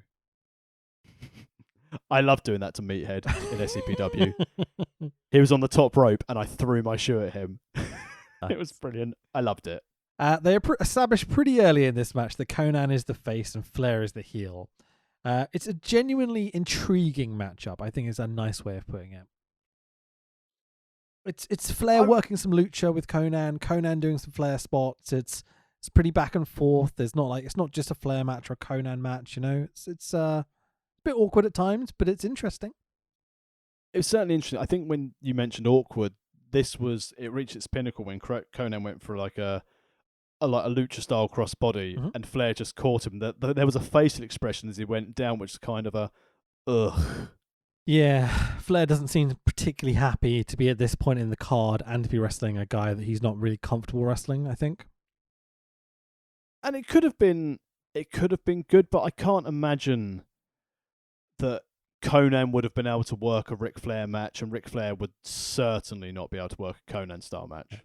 They're both giving some leeway to each other's style, I would say. Yeah, it's respectful. Yeah. Because Flair knows of Conan knows of the history of Flair. It's probably a match that Flair wanted, I'd say. Maybe. Just to prove himself against it. Mm-hmm. I'd like to speculate. But I think more of it comes, it's setting up the next part of a storyline. This match is purely to set up the next stages. Sure. So, this finish is massively convoluted, so stick with me here, people. Cactus clothesline to the outside. Conan follows it up by diving onto Flair and Liz on the outside. Savage is going mental backstage. Yeah, I immediately was like, oh, he's going to have a talking to after this match, even though Macho and Liz aren't together at this point, but still. Liz barely sells it. Woman wobbles Conan off the top, and this starts the endless cheating by Flair, Liz, and Woman to kind of finish this match. In front of the referee, can they do that, Joey? Yeah, sure. Schiavone, telling the story of the main event later, says it's all coming to a head, so to speak, later on. And Heenan chimes in going, yeah, that's because you had adjoining rooms. Hey! Schiavone has to cut off the next sentence to catch himself from laughing on commentary. It's genuinely funny. Commentary, as we said before, on fire all fucking evening. They're having a lovely, lovely time. Conan reverses a figure four. Flair kicks. Conan slaps on a figure four himself to Flair. And okay. Flair works his way to the ropes. Nick Patrick, the ref, then kicks Flair's hand off the ropes. Can he do that, Joey? What? This isn't even no DQ match. This is disgraceful. He hasn't got his referee's license. What the fuck is this? Like, there's talk about Nick Patrick being in the back pocket of Hogan. I wonder whether Hogan paid him just to be like a dick to Flair on occasions.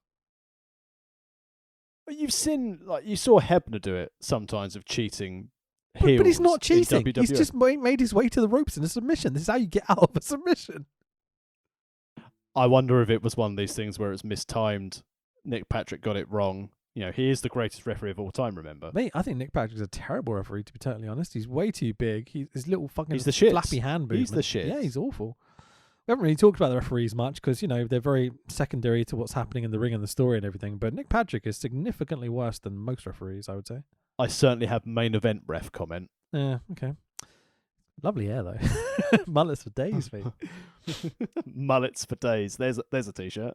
Flair spots, Conan spots. Liz and woman up on the apron, opposite sides of the ring. Liz is distracting the ref. Woman has her high heel in her hands, the spot that we've seen women do quite a few times. Flair and Conan then run a few spots for a minute or two while everyone kind of pauses. Flair does a huge backbreaker to Conan. Looks really fucking cool. Flair wanders over to the ref, who blatantly turns to see women, Conan and Flair. Doesn't do anything about it, though. The ref then turns back to Liz as Flair wanders over. Woman eventually hits Conan with her high heel. Who throws a shoe? Flair covers Conan with his feet on the ropes for the 1, 2, 3. Can he do that, Joey? And new US champion, as Flair thanks Conan with a little iggy off the side, Ric Flair.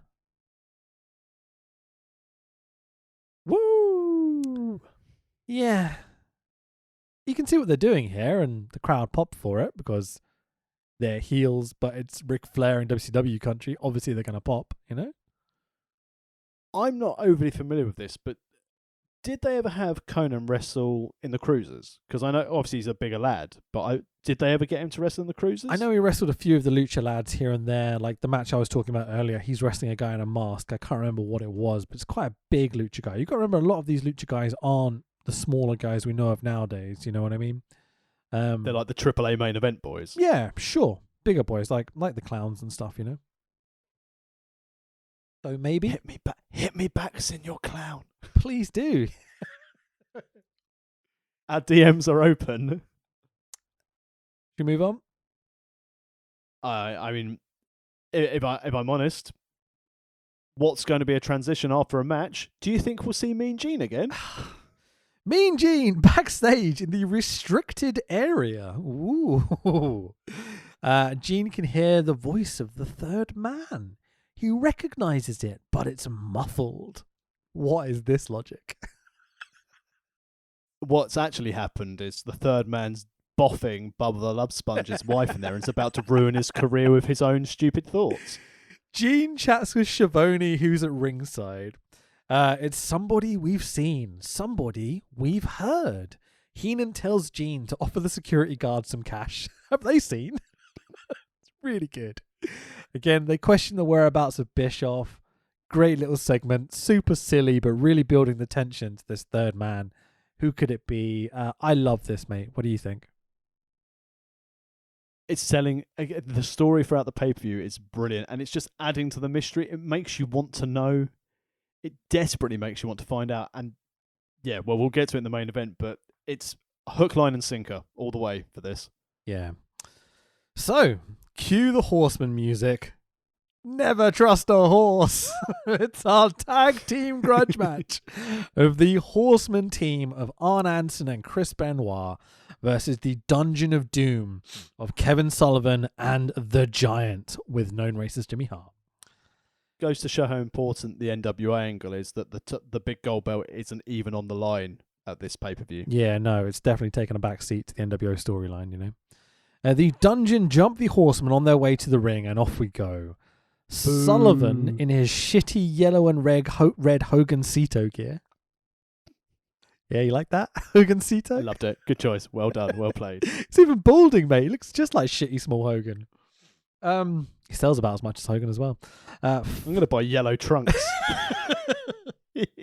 But fuck all that shit. Here comes Mongo, who immediately gets run off by the Giant. Oh, he does get a Halliburton shot in first, though, so good old Halliburton. So he hit him with a fish. Leaving Benoit and Arn to beat the shit out of Sullivan to start the match. What did you think of this match? Go on. Well, again, as I said earlier, I do love a double turn, and there's nothing I enjoy more than face Kevin Sullivan. Who's the heel? Who's the face? Who knows? Who cares? Yeah. It does seem like Benoit and Arn have had enough of Sullivan's no-selling bullshit, as they literally just beat the shit out of him constantly and don't sell anything Sullivan does. Working stiff would be a very mild understatement to the shots they were putting on him. I mean, in fairness, you know, from the Great American Bash, where Chris Benoit basically assaulted Kevin Sullivan for the whole match, until Sullivan tried to bog flush him. It was. But what's in the ladies' room, Tax? Oh, it's saucy in that. No, it's women taking poops. Like, that's not that interesting. what, they sit down too? All right, Dusty, chill out. Yeah. But it's involving two of the very best in the ring in Arn and Benoit going against a giant who's been run off by a fish. Not Sharky, he's got gills. And bloody halibut's getting everywhere. And bloody Sharky. Yeah. Not Sharky. I wish it was Sharky in this. And Kevin Sullivan. Yeah. Go on. Tell me about the finish. Giant gets the hot tag and off they go. Well, Giant tags in Giant, fights with Benoit all the way to the back. Sullivan. They didn't. Well, I say so. Yeah, I wouldn't say they fight. They walk together with no real resistance. We get our split screen again. Ooh. Oh yeah. Giant beats up Arn, and as we've seen through every single episode where the Giant's been on it, choke slam. Boom. 1, 2, 3. Winners: WCW Heavyweight Champion the Giant and the Taskmaster. Meaning Benoit or Arn do not get a title match on Nitro the next night. Oh, is that how it goes? Okay. Didn't know that.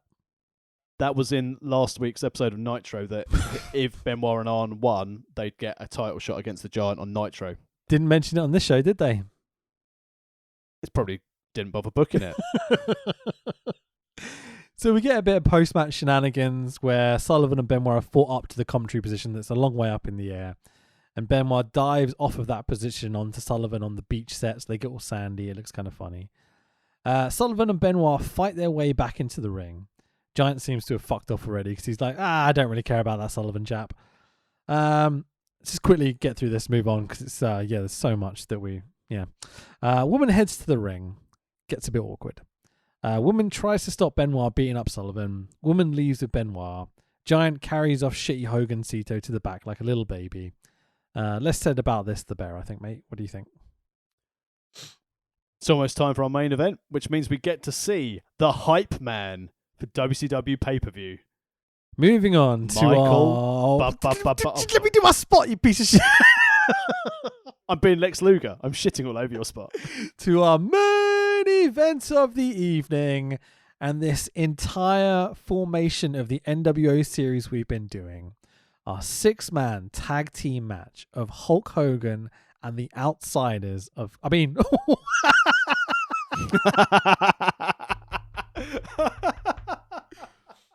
It's a 6-man tag. It's meant to be at least. Okay. So, the Outsiders of Hall and Nash versus Lex Luger, Randy Savage, and Sting. I definitely didn't spoil it. Fucking outstanding. We joked about it and we managed to get almost to the end of the 10th episode. Everyone knows. Who cares? No, genuinely, I shit you not. There'll be some young wrestlers or young trainees who are aware of the NWO, but they wouldn't be aware of this point in time. I don't know about that, but whatever. Would they be listening to this fucking podcast? Honestly, that's why I'm about to shit on Voltage again. Fucking Voltage was like, so what do you think's the best match of all time? And he was like, oh well, when the Shield took on just Voltage, you're wrong. Just no, you're just wrong. Yeah, absolutely, no, definitely not. When I realised that Voltage started watching wrestling when the Shield had formed, and I was a bit like, I was watching wrestling in... Oh, dear. I'm very old. So we get a decent enough video package to start. The graphics are a bit Saved by the Bell looking, but, you know, it's not necessarily a bad thing. The music is super cheesy. It's like 90s porn music. We pan across this super no vacancy crowd to Michael Buffer, as you were saying, in his snazzy blue and black tux. Buffer runs down the storyline and does his shtick. It's an expensive luxury, isn't he?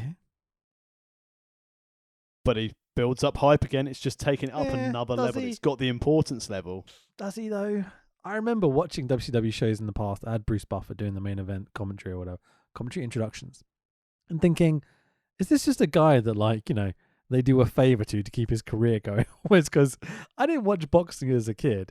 And I understand that Buffer was the guy that did all the boxing introductions. He's like the big name, etc., etc. But weren't they paying him like $1 million fucking dollars a time to come do this? I'm not sure of the figure, but he had name value.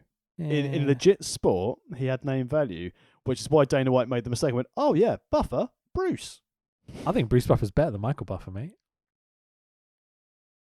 I think Bruce Buffer's I a haven't watched fucking enough. don. Does he still do UFC? Fuck yeah, he does. Sleep with your wife as well. He's the best. Ah, so him and Flair. Pretty much, mate. He's like a known party boy. Yeah, he really is. Anyway, so the same generic 90s porn music from the promo kicks in as Here Come the Outsiders. They're like, oh, let's change that music pretty fucking quickly. And thank God they do. But, whoa, terrible. It's almost like they tried to get old Razor style music in the background for the Outsiders. This is straight out the stock music folder, isn't it? Jimmy Hart's ripped off music collection from his mate. Do you want me to play that mix again? I mean, it's better than this music. Buffer is apologizing for there only being two of them on their way to the ring. Very interesting way of doing this. Commentary are putting it over very, very hard that there isn't a third man. Dusty goes, they've got to play their hand sooner rather than later. You're like, oh, the tension here is, it's palpable, mate. It's great stuff. Dusty did a good job with that. I know we've been a bit critical of Dusty through the shows he's done, but when it comes to this main event stuff, the passion he has just for these guys are dicks, they don't belong here, we need to get them out. It doesn't matter if you're good or bad with WCW, and it just gets that whole team mentality going. Yeah, fucking A. Hall and Nash get to the ring and hit square to trigger their custom poses to a huge pop. Sting's music plays and then stops. I'm like, what? Here comes Mean Gene into the ring, because WCW, right? Gene chats to Buffer, bit weird. Gene grabs the mic off Buffer. Then Mean Gene confronts the Outsiders about where is this third man. Gentlemen, if I could have your attention, I don't have police protection with me at this time, but I want to confront you in front of this full house here at the Ocean Center and millions of others across the country and around the world. I don't see three men here tonight. Where is your partner? You know Scheme Gene, Chico, you know too much already. All you need to know, little man, is he's here and he's ready. Well, if he's... Well, wait a minute. Where is he? Is your partner telling me that your third man is in the building? Oh, he's here all right, Gene. Let me tell you something. We got enough to handle it right now, right here. Oh, come on. Oh, man, I'm going to tell you Come what. on. They cannot handle our three guys. Yeah, okay, let's send three out and just kick their teeth in and get it over with. There you go. Man called Sting hits. Here comes the WCW team. Good Man or man called Sting? Man called Sting. Good Lord, that is a lot of pyro. It's like they took Luger's, Sting, and Macho's pyro and just went, fuck it, just do it all at once. It'll be great. New Year's Eve happened at Bash at the Beach. Hall starts on Luger, and after everyone sells the lack of the third man, Hall and Luger get us underway. Mayhem almost immediately. This match is fucking dynamite. It's crazy mayhem constantly. It's brilliant overbooking that this story needs, right? You couldn't just have it as an arm drag on an arm bar to start with, could you? You No. needed to have the straight off the bat gung ho, because then you saw the crowd erupt when they started bashing each other. It was great. Yeah. Lex jumps Nash on the apron. Nash eventually starts to choke Lex on the top turnbuckle on the outside. Using the reverse cuddle motion. Sting jumps in to give Nash a stinger splash, crushing Lex's neck onto the turnbuckle. I'm giving this a lot of favors here. He's the third man. That's the implication almost. It's very well done. Lex is out on the outside, completely knocked out from having his throat crushed. Yeah, logic. Macho and Sting sell the shit out of it, coming to check on Lex, checking he's okay, stopping the match practically just to check on Lex. Medics out with... Celebrating. They might be able to get a good match. Medics out with a stretcher to take Lex away. Yay! It's now 2-on-2. The ref even goes, okay, 2-on-2, boys. Let's go. Sting and Hall get us restarted. Yes, please. You forget how good Hall is with all the problems and again, Sting and Hall in the same ring was beautiful. It only lasts for a moment, but it's these dudes can work. Hall slaps the Stinger, leading into the best Sting, aggro Sting. When Sting gets angry, he's so good, man. It's like the aggressive Sting works so well. It's like the beginnings of Crow Sting. You're just starting to see that character developing, getting pissed off and angry and stuff. Really, and that's the thing. They knew where they were going at this stage. With a lot of the main players and the key players in WCW, they had a plan, which is why this worked so well.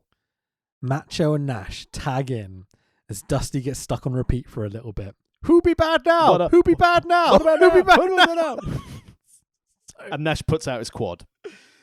Yeah. So Outsiders beat up Macho enough that he had to tag out. Outsiders then beat up Sting for about 10 to 15 minutes. Sting selling. This is the point in commentary where they try and sell that WCW team had been picked by a lottery, which had been shat on earlier by Luger in his promo, saying it's brilliant to have been picked to represent. But Sting selling here, man. God, he's so good. Like, Sting is one of the shining superstars in this show for me. And this whole series, Sting, for match, promo for promo, segment for segment, he's just so willing and so capable and so charismatic. He's just fucking awesome. My notes for this, it just basically says Sting, untouchable at this time. Yeah, really, really, that's the perfect way of putting it. Sting begins to fight his way back into it against the Outsiders. Sting gets the hot tag to Macho.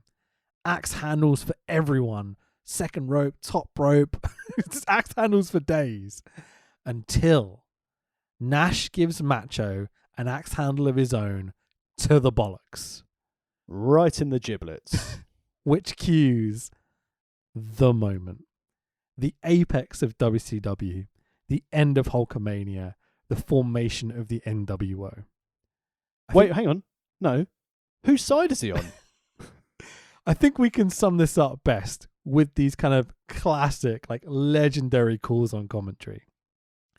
Schiavone, Hulk Hogan is here. Dusty, Hulk Hogan is in the building. Dusty, go get him, Hulkster. Heenan, go on. Whose side's he on? Dusty. Who? What are you talking about? So funny. Fucking Heenan, what's he doing? I mean, you said he was salty for the night, so I wonder if Heenan was like, just gonna fuck this. I mean, this is the one moment of contention with this whole moment, which is perfect, basically. Apart from the bit where Heenan completely gives it away before it happens. I mean, we all see it coming. If you're a wrestling fan, even in 96, you know what's about to happen. They've been building and building and building and building. And there is a chance that Hogan won't turn heel. But even the most jaded of fan must see this coming, right? But it's Hulkamania. And there's no one of colour in the ring. Why is he going to shit him over? Nice. I like it. Hogan. Oh, however, sorry, before we get that, my note on the ref, fucking idiot referee, when he realizes that there's a double down and just looks up and goes, what happened? Oh, crowd, what happened? Even looking in the fucking camera going, oh, what happened? Moron. Yeah, it's not great. Hogan gets in the ring, rips off his shirt, full Hulk Hogan Hulkamania style to quite a big pop. It's not WrestleMania 3 sort of pop, but it's big. Considering he'd been away and they'd shat on him quite a bit on Nitro and Saturday night, and he'd taken his time off, to come back to almost a hero's return as such when he ripped off that top. Yeah. Mm-hmm. Hogan. It's just... drops the leg to Savage. Heenan chimes in. Hulk Hogan has betrayed WCW. Probably the lowest shot ever delivered to professional wrestling. Hang on, didn't he just see what Nash did? Hogan high fives Hall and Nash. Schiavone, let's get everybody out of the dressing room and kick his rear end. Hall begs Hogan to drop the leg on Macho again. Hogan throws the ref over the top rope to the outside. Hogan drops the leg to Macho for the second time. Hall counts the pinfall. Can he do that, Joey? Thank you. What a moment. I was marking out so hard. I've seen it before, knew what was going to happen. I knew every moment, I knew every line. Just marking out so much. It's so well executed. It's fucking great. There's a whole new appreciation for this now, isn't there? Because of watching the whole build-up from Hall's arrival all the way up to this. The little snippets, the little tasters we had throughout the whole run of these last 10 episodes. And to see it culminate here. And as you said, we knew it happened, but just hearing those sound bites in the moment from all three of those commentators, and that's the thing you said, they are iconic moments from commentary. Even Heenan fucking up. Yeah. Well, it's not Heenan fucking up. It's just Heenan being always distrusting of Hulkamania, as he always has been. So, whilst he did give away the surprise, essentially, it's Heenan's character. He's distrusting of Hulk Hogan, heel or face. Yep, absolutely. It's just the best. It's one of the most important moments in professional wrestling history. It changed everything. I've watched a lot of Bischoff and other people, Hall and Nash especially, talking about they didn't know whether Hogan was going to come out when they were on their way to the ring. They had no idea. They knew that it was a possibility, but they knew that Hogan wasn't convinced yet. And it took, Bischoff backstage being like, look, this is the best thing for you. And there's lots of talk about Hogan's contract and how he took a percentage of the house, he took a percentage of pay-per-view buys, and, it's a big deal. If this works, Hogan gets rich, and really, really fucking rich. If it doesn't work, Hogan's just fucking ruined his career. It's such a crazy moment when you start to break it down. And it paid off.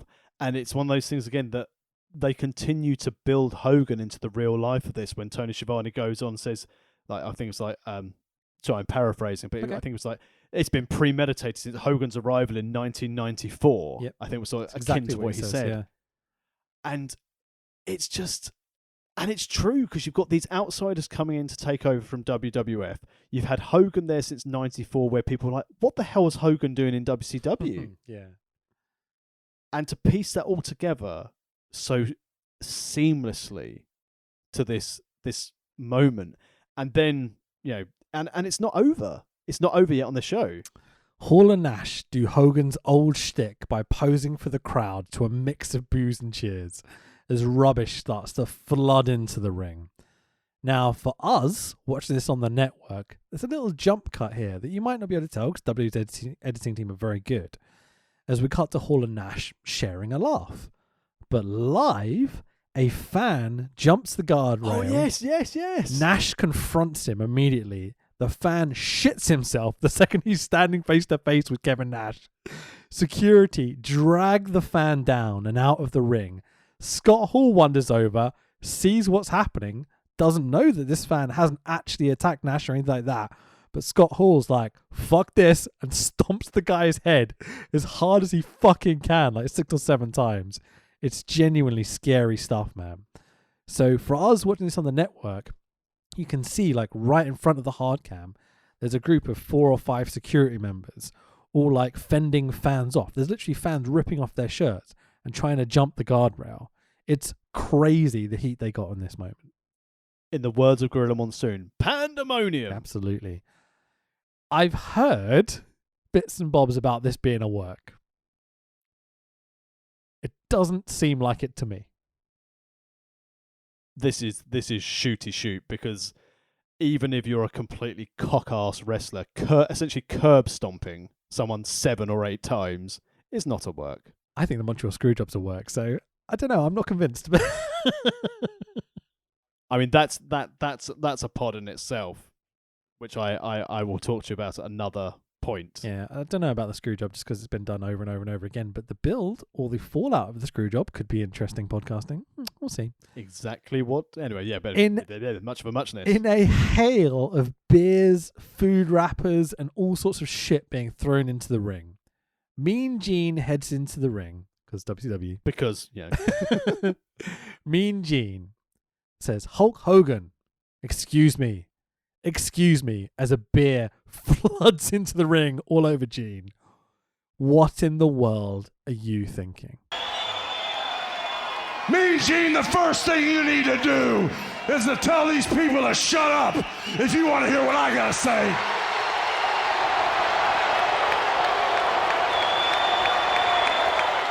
I have been with you for so many years. For you to join up with the likes of these two men absolutely makes me sick to my stomach.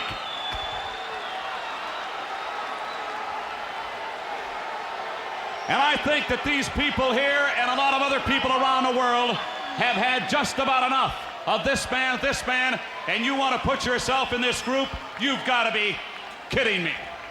Well, the first thing you gotta realize, brother, is this right here is the future of wrestling. You can call this the new world order of wrestling, brother. These two men right here came from a great big organization up north, and everybody was wondering who the third man was. Well, who knows more about that organization than me, brother? I've been there, I've done that. You have made the wrong decision, in my opinion. Well, let me tell you something. I made that organization a monster. I made people rich up there. I made the people that ran that organization rich up there, brother. And when it all came to pass, the name Hulk Hogan, the man Hulk Hogan, got bigger than the whole organization, brother. And then billionaire Ted, amigo, he wanted to talk turkey with Hulk Hogan. Well, billionaire Ted promised me movies, brother. Billionaire Ted promised me millions of dollars. And billionaire Ted promised me world caliber matches. And as far as billionaire Ted goes, Eric Bischoff and the whole WCW goes, I'm bored, brother. That's why these two guys here, the so-called outsiders, these are the men I want as my friends. They're the new blood of professional wrestling, brother. And not only are we gonna take over the whole wrestling business with Hulk Hogan and the new blood, the monsters with me, we will destroy everything in our path, Mean Gene. Look at all of this crap in this ring. This is what's in the future for you if you want to hang around the likes of this man Hall and this man Nash. As far as I'm concerned, all of this crap in the ring represents these fans out here. For 2 years, brother, for 2 years, I held my head high. I did everything for the charities. I did everything for the kids. And the reception I got when I came out here, you fans can stick it, brother. Because if it wasn't for Hulk Hogan, you people wouldn't be here. If it wasn't for Hulk Hogan, Eric Bischoff would be still selling meat from a truck in Minneapolis. And if it wasn't for Hulk Hogan, all these Johnny-come-latelys that you see out here, wrestling wouldn't be here. I was selling out the world, brother, while they were bumming gas to put in their car to get to high school. So the way it is now, brother, with Hulk Hogan and the New World Organization of Wrestling, brother, me and the new blood by my side, what you gonna do when the New World Organization runs wild on you, what you gonna do? What are you gonna do? Don't touch me, I'll get a fleet of lawyers. What an incredible promo. That sends goosebumps all over my arm. And the fact is, that promo in itself transformed professional wrestling to how we know it, how it became a global juggernaut, how WWE then had the power to become a listed entity on the New York Stock Exchange. The reason why we have these mass fan access things like hundreds of thousands of people going to Mania every year purely because of the Attitude Era that was sparked purely by this promo. Yep. I detest Hulk Hogan. I think he's a horrible, racist, greedy, cunty piece of shit that never put Brett over, that never put Kidman over, that ruined WCW, that... I love how you put the two names of Brett and Kidman in the same level. Never put Brett over. Never put Billy Kidman over. That's always the claim when everyone's like, you never put people over. They're like, I put Kidman over. No, he fucking didn't. We podcasted about it. Go listen to it. He never put Kidman over clean. Put Beefcake over. Fuck that guy. But okay, I hate Hulk Hogan with a passion. But this promo is perfect. It's so important. It's so important that he got this promo right, and he fucking nailed it from top to bottom. Every word, every phrase, every bit of cheesy pro wrestling that's stuck in there. It's fucking awesome. And you could tell when he does his promo to start with, he evolves in this promo. Because when he first started, you could tell there was nerves. He was still hitting every point, but he wasn't into it for like the first couple of lines. And then when he saw the reaction, you saw Hogan realise what he'd done, as you said earlier, about he was doing that promo in case of, I have just made myself and a lot of people very, very rich. It goes from a pop where the crowd are like, wow, we were here when it happened, to fuck you, you piece of shit. It's brilliant. And the way they're doing it, the way they're getting it over. It's a shame he slips up over the New World Order, New World Organization bit a little bit there towards the end. Oh, well, no, that's on Nitro the next night, the New World Organization. I don't think he said it on this promo, did he? He does. He says it 3 times. You just heard it, remember? Crap. Sorry, I'm just bought into the whole thing of it because... It's okay. And that's the thing. Looking back at this, we've seen this many times. We've seen this promo many times. But sounds really cheesy, but going on this journey from Slamboree when everything was to shit in WCW to the next night on Nitro when our good friend the Mauler, never been seen since, Blake Beverly, miss him, was still there. It's so much more impactful watching this whole run because, like other people would have seen this moment, people have probably never watched this match start to finish. They would have seen the promo, but just piecing it all together, it's, I people may think we're over-exaggerating. This is the most pivotal moment in US professional wrestling. This changes wrestling from stupid, silly gimmicks to much more realistic. This is, much more serious Japanese-style product for WCW. That was Bischoff's aim. He talks about it quite a lot. I recently watched a couple of interviews with him just to kind of get his perspective of it. He'd spent some time in Japan. He knew what he wanted to go with. He wanted a more sports-orientated kind of product. It's kind of a shame that Bischoff didn't.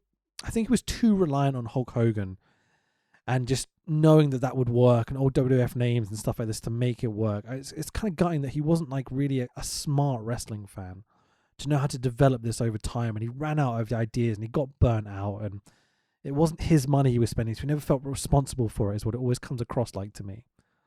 I think from my point of view with it is the long-term plan to get an NWO show and a WCW show, they needed to have the talent to be able to have a show. So they needed to pile people into the NWO and have eventually Hollywood and Wolfpack, so they had those feuding factions for when they went off and did their own thing in TV and had NWO as its own separate brand and WCW as its own separate brand. But I think the whole timing side of things, because obviously logically you can't go and do a TV show with 6 guys and then just have everyone rock up wearing NWO shirts, although that's essentially what happened on a lot of Nitros. Nitro for the next few years, yeah, but still. Go on. But I think had they managed to get that divide between putting NWO on Monday nights and WCW onto Thunder, I think it would have started paying off and giving them the freshness that they needed. But as you said, where Bischoff burnt out, I think where he ran out of those ideas, hold on. It just made it impossible. We'll get there. To me, the idea of an NWO show and a WCW show is the like literally the point that Bischoff loses here. I think this is where it all goes wrong. Because instead of having a heel faction in your neutral company where you have faces they can wrestle against, he immediately ends up piling on wrestlers into this NWO faction. You've got to remember, in a couple of weeks, I think it's a couple of weeks, it might even be less, Show ends up in the NWO. And then eventually Bischoff joins the NWO. And then there's like fucking 50 people in this NWO crew that are all meant to be heels. And then people start to fall out with each other. And that's where you end up with the NWO Wolfpack in Hollywood. Because, you know, Hogan falls out with Nash, like, behind the scenes. They're like, Nash, like, well, fuck that guy. We'll do a face NWO version. And it doesn't fucking work. So they end up doing the finger poke of doom because Hogan has creative control. And then NWO Hogan ends up wearing, like, red and black on Nitro the next night and stuff. It's, from the very beginning of that, it's not, we've got a cool faction who we can use in our product. It's, we've got to build towards having this giant NWO so they can go and have their own TV show that doesn't fucking work. Did it once on Nitro, where they did NWO Nitro, and it was a disaster. And then this WCW show. And let's face it, Raw and SmackDown feuding makes no fucking sense. And that's what Bischoff is setting up here. So whenever Bischoff is like, oh, but I had this great idea to have the NWO on one show and WCW on the other show and have inter-brand feud. I'm like, no, just because WWE did it doesn't mean it's good. It was fucking terrible. Oh, well, I think the early brand split when they didn't have, just basically flaunted the rules, because when you did have those cross-promotional matches, because you wouldn't have had the same hype for Angle and HBK had they not been on different brands. That added to it. And yes, granted, it's a very isolated example.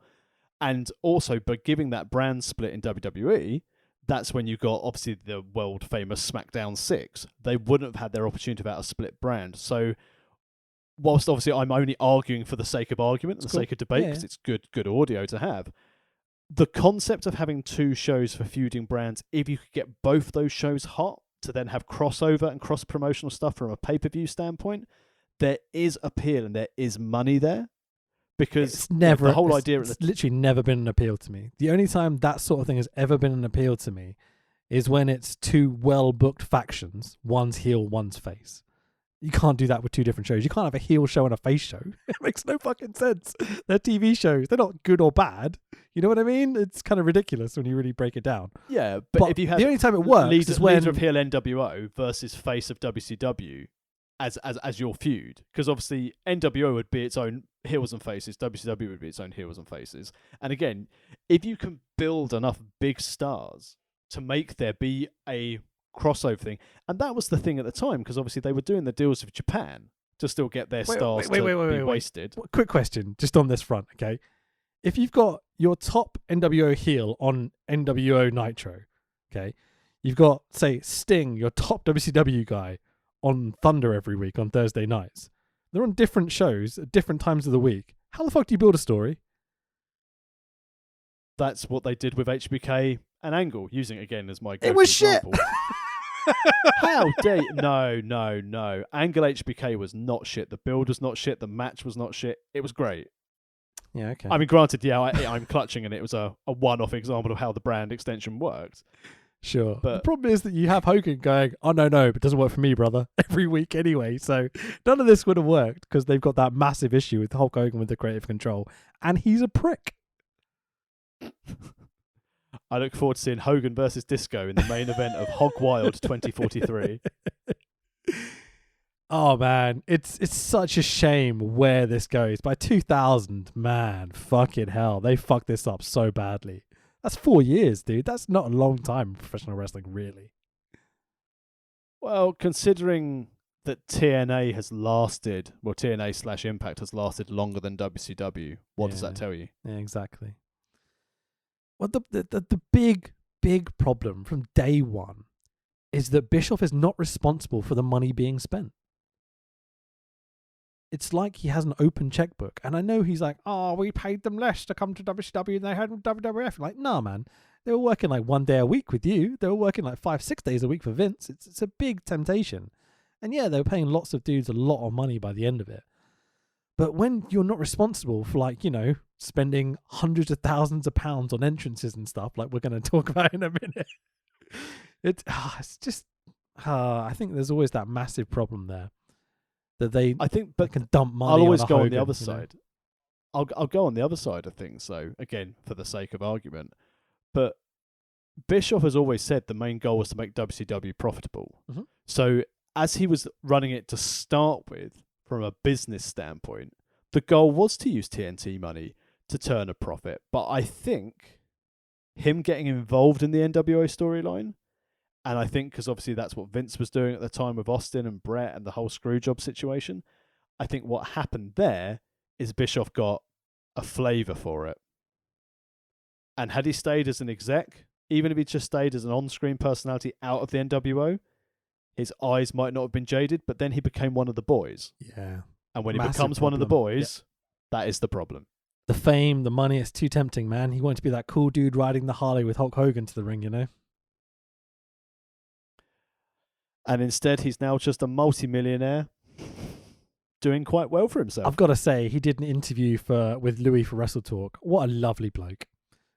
He's genuinely awesome. He gave Louis like 3 hours of his time. He's got to the stage now in his career where, you know, he will embellish stories and he will still believe what is right. But from my standpoint, if I'm listening to something to wrestle and 83 weeks, I prefer 83 weeks because I prefer Bischoff over Pritchard, because at least Bischoff is a case of he'll go, no, this is my opinion of what happened rather than this is what happened. Yeah, and flat out fucking lying like Pritchard does. Pritchard. I mean, on the plus point, they didn't set Alexa Bliss on fire, so you know he's pulled one back. True.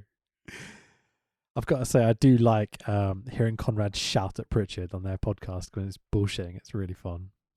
Bischoff bullshits plenty as well, but you know, it's good. It's a good relationship. The Podfather, gotta love him.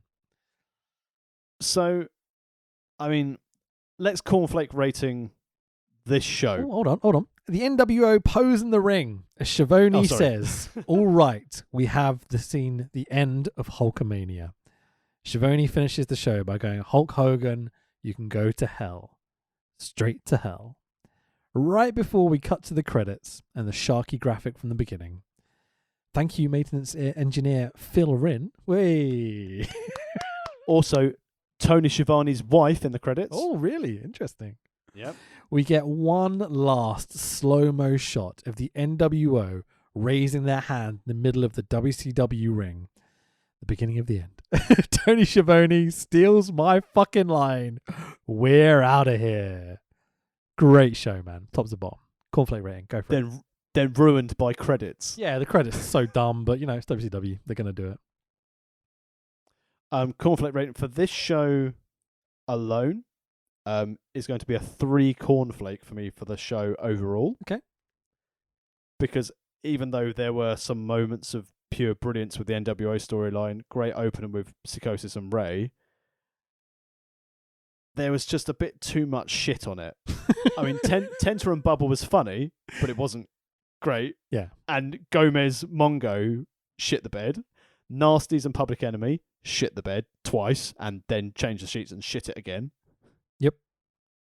So that's where I'm at for this episode alone. But after you've done yours, we'll do the whole series. I'll go 4 because I love a shit wrestling match. There was plenty on this. There was one amazing match at the beginning and like one of the greatest moments in professional wrestling history. I don't think I can go lower than 4. I had a fucking marvelous time watching this show. Even like the Horsemen and Dungeon of Doom was kind of funny. Seeing Kevin Sullivan get beat the fuck up, you know. It's good. But overall, I mean, we need to talk about the NWO earlier, build, don't we? Like, this is why we did this whole show, wasn't it? Yeah. So the whole purpose of this series, one, because we thought it'd be funny to see if we could podcast for 10 episodes of Nitro, and we always say thank you for people listening, but the fact that our listener numbers have really, really jumped during this 10 series run, it's been great to have that level of listens coming in. So it's nice to know that the concept for what we did work, and the topic is obviously of interest to wrestling fans. Yeah, man.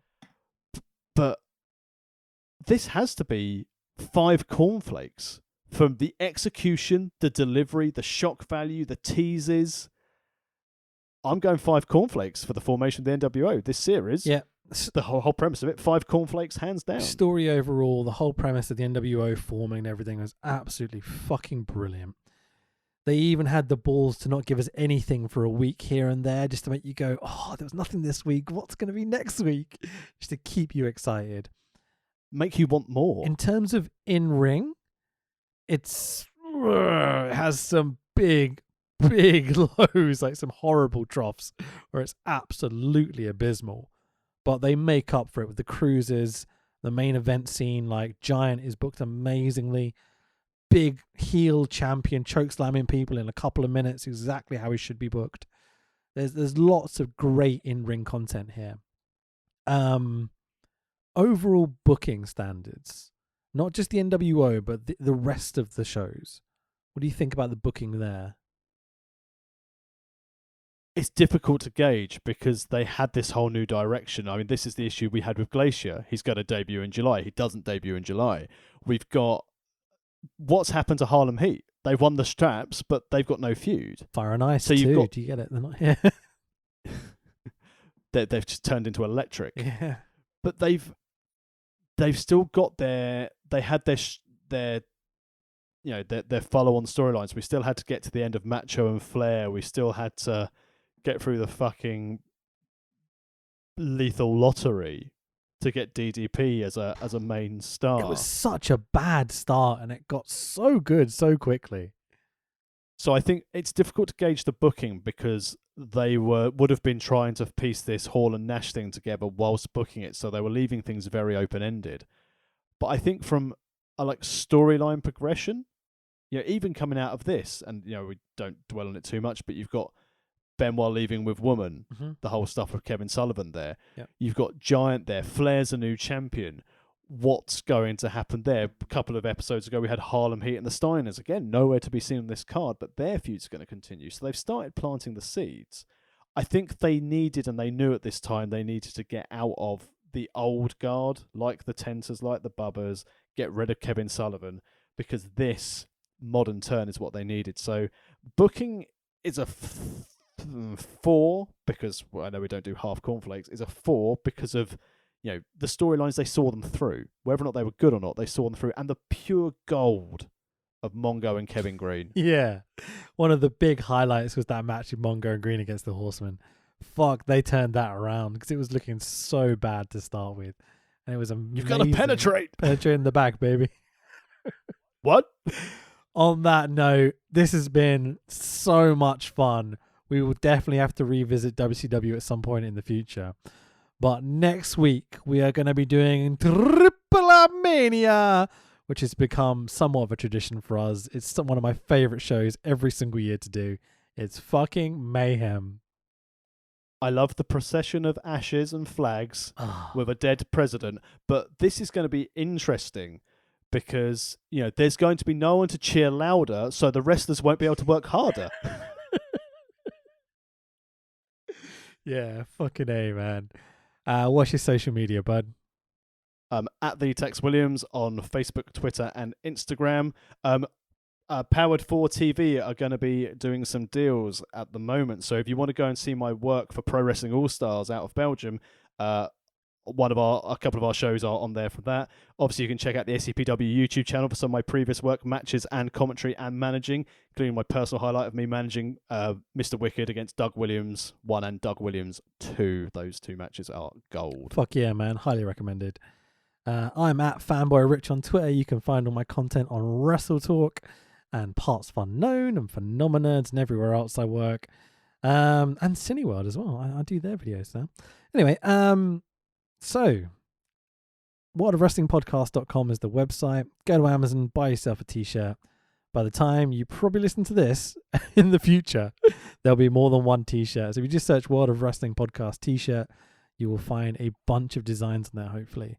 To throw it out there, we've got quite a lot of cool shit happening, which we can't talk about yet. But I like a tease. And yeah, big things in the works, eh? Exciting times ahead. So, thank you for joining me on this journey, bud. It's been so much fun. I love WCW. We do have our next series planned. We do. Should we announce it? Let's do it. Let's do it. Announce it. We can announce that. We are going to be doing our next 10 series show will be on the formation of Aces and Eights in TNA. We're going to do a 10-show run of TNA, which means we're probably going to get more listens than they've ever had viewers for the less fortunate. Let's do TNA. So just to clarify, I thought we were doing more than just the formation. Well, that we are going from the wedding. Don't worry. I've got it. Yeah, Ace. I'm quickly searching back through my notes. Okay. We're going to do Aces and Eights from TNA. We will decide which bits soon. If you want to have us say, give us a shout on the old Twitter, a World of Rest Pod. The best place to find all our stuff. Thank you. Oh, no, I've got it. I've got the run. Sorry. Go on, Ed. Go on, Ed. So this run will start on the 17th of January 2013, where Aces and Eights ruin Bully Ray's wedding to Brooke Hogan, and we're going to go all the way to lockdown that year. Amazing. I can't wait, man. I've only seen bits and bobs. I haven't seen the whole thing. Who the fuck watched TNA the first time apart from you? It was basically Bischoff's version of Sons of Anarchy and got his kid and Wes Briscoe involved. Yep. I'm on board. Everyone knows about it, but again, much like with the NWO stuff, I don't think everyone's seen it. So I think this is going to be a really, really fun set of shows. We're going to have some killer matches. We know their cruiser division and stuff were fucking insane, X Division, whatever. And they had some really big names and some really shitty gimmicks, so it could be good. And also, obviously, we're not going to go straight into that series. As Rich said, we're going to be going on to Triple Mania next. And then we're going to head over to Japan. We are. Not us actually going to Japan at the moment, but we're going to go and watch some shows from Japan. Yep, we're just going to do a couple of spot shows before we jump into TNA. We haven't announced which shows, but we know which companies we're going to be doing. Yes, the big three. Not New Japan. No. We'll be going revisiting Stardom, one of our earliest podcasts back in the archive, where we did one like the Stardom Grand Prix, which is wonderful. We'll also be going to go what was formerly Tokyo Joshi Pro Wrestling, but they've now dropped the Tokyo from their name, if memory serves me correctly. Pass. And most importantly, the return to the craziest wrestling promotion outside of AAA. We're going back to DDT, baby. Oh, yeah. I can't wait. But then we'll be flooding into TNA. And so subscribe, get on your timelines, keep an eye. Enjoy the spot shows in between. And yeah, WCW, man. It's been a ride. Thanks, everyone. Take care. Bye-bye. Bye.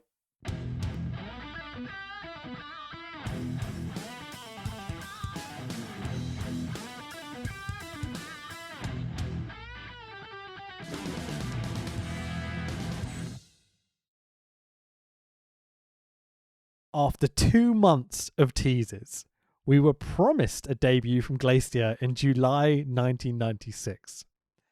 Another 2 months go by to September. Blood continued to run cold. For 4 months.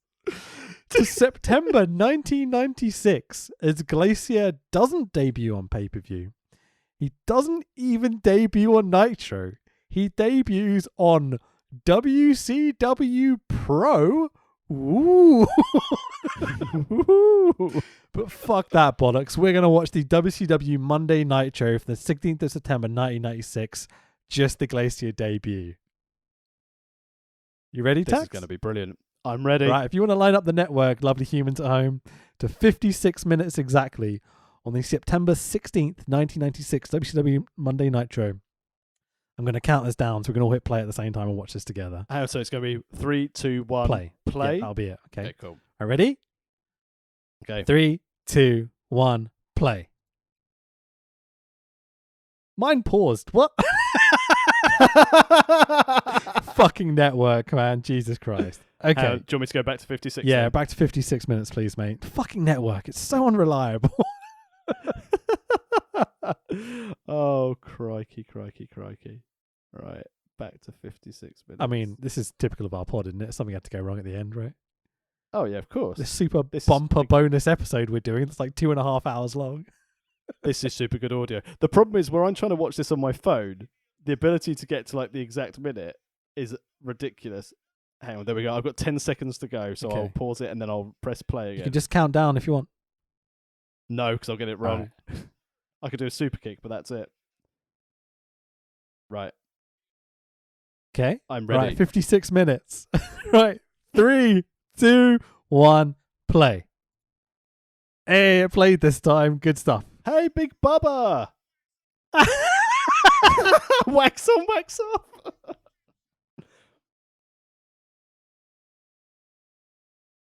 He beats people 100% of the time full time, but he just lost to Sharky. This is 2 months down the line. I've Oh, forgotten here about we that. go. Here we Yeah. go. Look at this light show. Mate, the faux fucking Mortal Kombat music. I like the fact they still use Sting's AEW Snow. Is he walking backwards? Oh, hello. He knows Kung Fu. Oh, mate, look at him Oh, go. wow. It's Sub-Zero. I mean, that's the whole gimmick, isn't it? It's literally a massive rip-off of fucking Sub-Zero. And here comes the snow, and he's telling us to wait 1 minute. Lovely. A very intense look. Very intense look. I mean, how much do you think that helmet cost? Mate, this whole setup cost about 10 grand. Jesus Each time they did this entrance, it cost them like 10 grand in like just engineers to come do the stuff. It's ridiculous. I watched Bischoff talking about it. They had to hire 3 different engineers to come do all the lights and the snow and everything every time he made this entrance. I mean, he's just taken off his other spooty robe. He's adjusted. Oh, no, he's taken off his crotch pad. And he's taken off his mask. So the whole gimmick's been taken off now. He almost could have gone, come on. Oh, nice roll there. The lasers. Couple of wheel Ooh, kicks. Very he's nice. agile. He just went back forwards. Down, right square. Down, right square. Oh, crikey. Look at this. This is like, I love techno. Mate, it's... I'm pretty sure I've seen this man dance in a gentleman's club. For specific types of gentlemen. Who's he wrestling? I don't even know. Oh, it's Big Bubba, obviously, yeah. Bubba. Oh, look at that face paint, because we're in WCW, so we've got to have face paint. Bubba looking up to the snow. Bubba's impressed. It's like, what the fuck Oh, is this? We've got Sin Cara lights. I didn't think we'd have Sin Cara lights for a wrestling match. Oh, he knows Kung Fu. Does this light... Well sold, Bubba. They're not going to change the lights, are they? This is going to be blue. Yeah, this is brilliant. Oh, I don't know about It's that. so cold. Oh, Oh, leg sweep. Well done, Glacier. And he's... Don't go and do the hand thing. Invite him in. Oh, boo. sweep the leg. Oh, duck the big man. Oh, well Oh. ducked, Bubba. How pissed off would you be being Bubba right now having to put this shit over? In his pleather pants. Non-uniform boss man, yeah. Oh, missed a punch. Hit his face into the canvas. What a maneuver. I should have realised you'd gone straight into commentary mode here. This is great. Nice. Very nice. Tonight, not being familiar with the familiarity. Brilliant. Boss man just stiffed the shit out of him with those slaps. That was great. The fans are there. Yep, they certainly are. They're not, hyped. Maybe they're cold. Boss man being sensible, getting out the ring. Oh, wow. Do you recognise? Don't let this be Glacier's debut with Bubba just leaving. Imagine. Oh, that's it. That's what you want your new top babyface. Getting attacked by Bubba.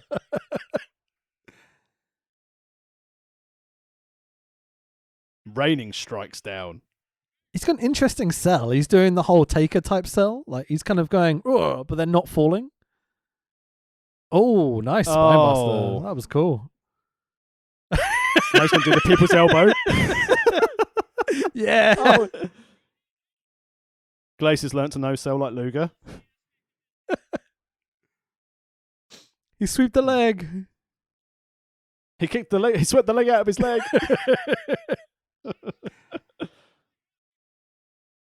Oh, nice. Big spit by Bubba. That must have been snow from the intro. Mate, listen to how they're calling this on commentary. That's Bischoff, right? Yep.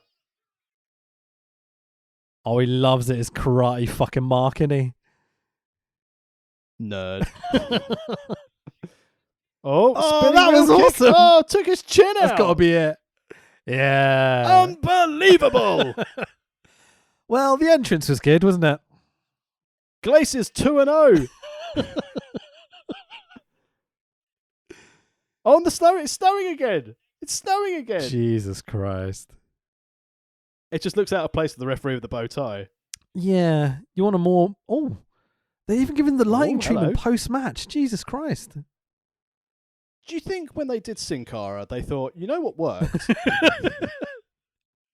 It's so weird because WCW is meant to be all, real sporting type combat. And yeah, he's a karate dude, obviously, but all this other shit is otherworldly. This would fit right in with Max Moon or something, What a tag team Glacier and Max Moon would be. I mean, the thing is, right, so when they started doing these promos, this was pre-NWO. Yeah. Then the NWO came in. Is that why they delayed it, do you amazing. think? Must have been. Man. A successful debut there on Nitro. Cheers, Bishop. Well done. Never to be seen again. Off to Thunder you go, Glacier. Beautiful stuff. Back to pro. Oh, wow. Well done, WCW. That was a delight. I'm so glad. I'm so glad we watched Glacier's debut. If any, I mean, how many cornflakes would you rate Glacier's debut as? Wrestling 1, entrance 5.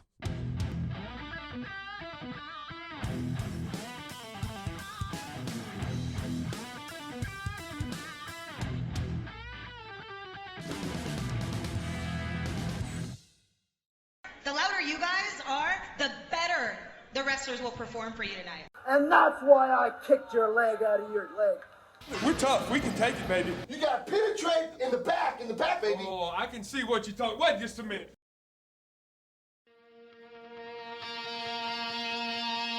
He's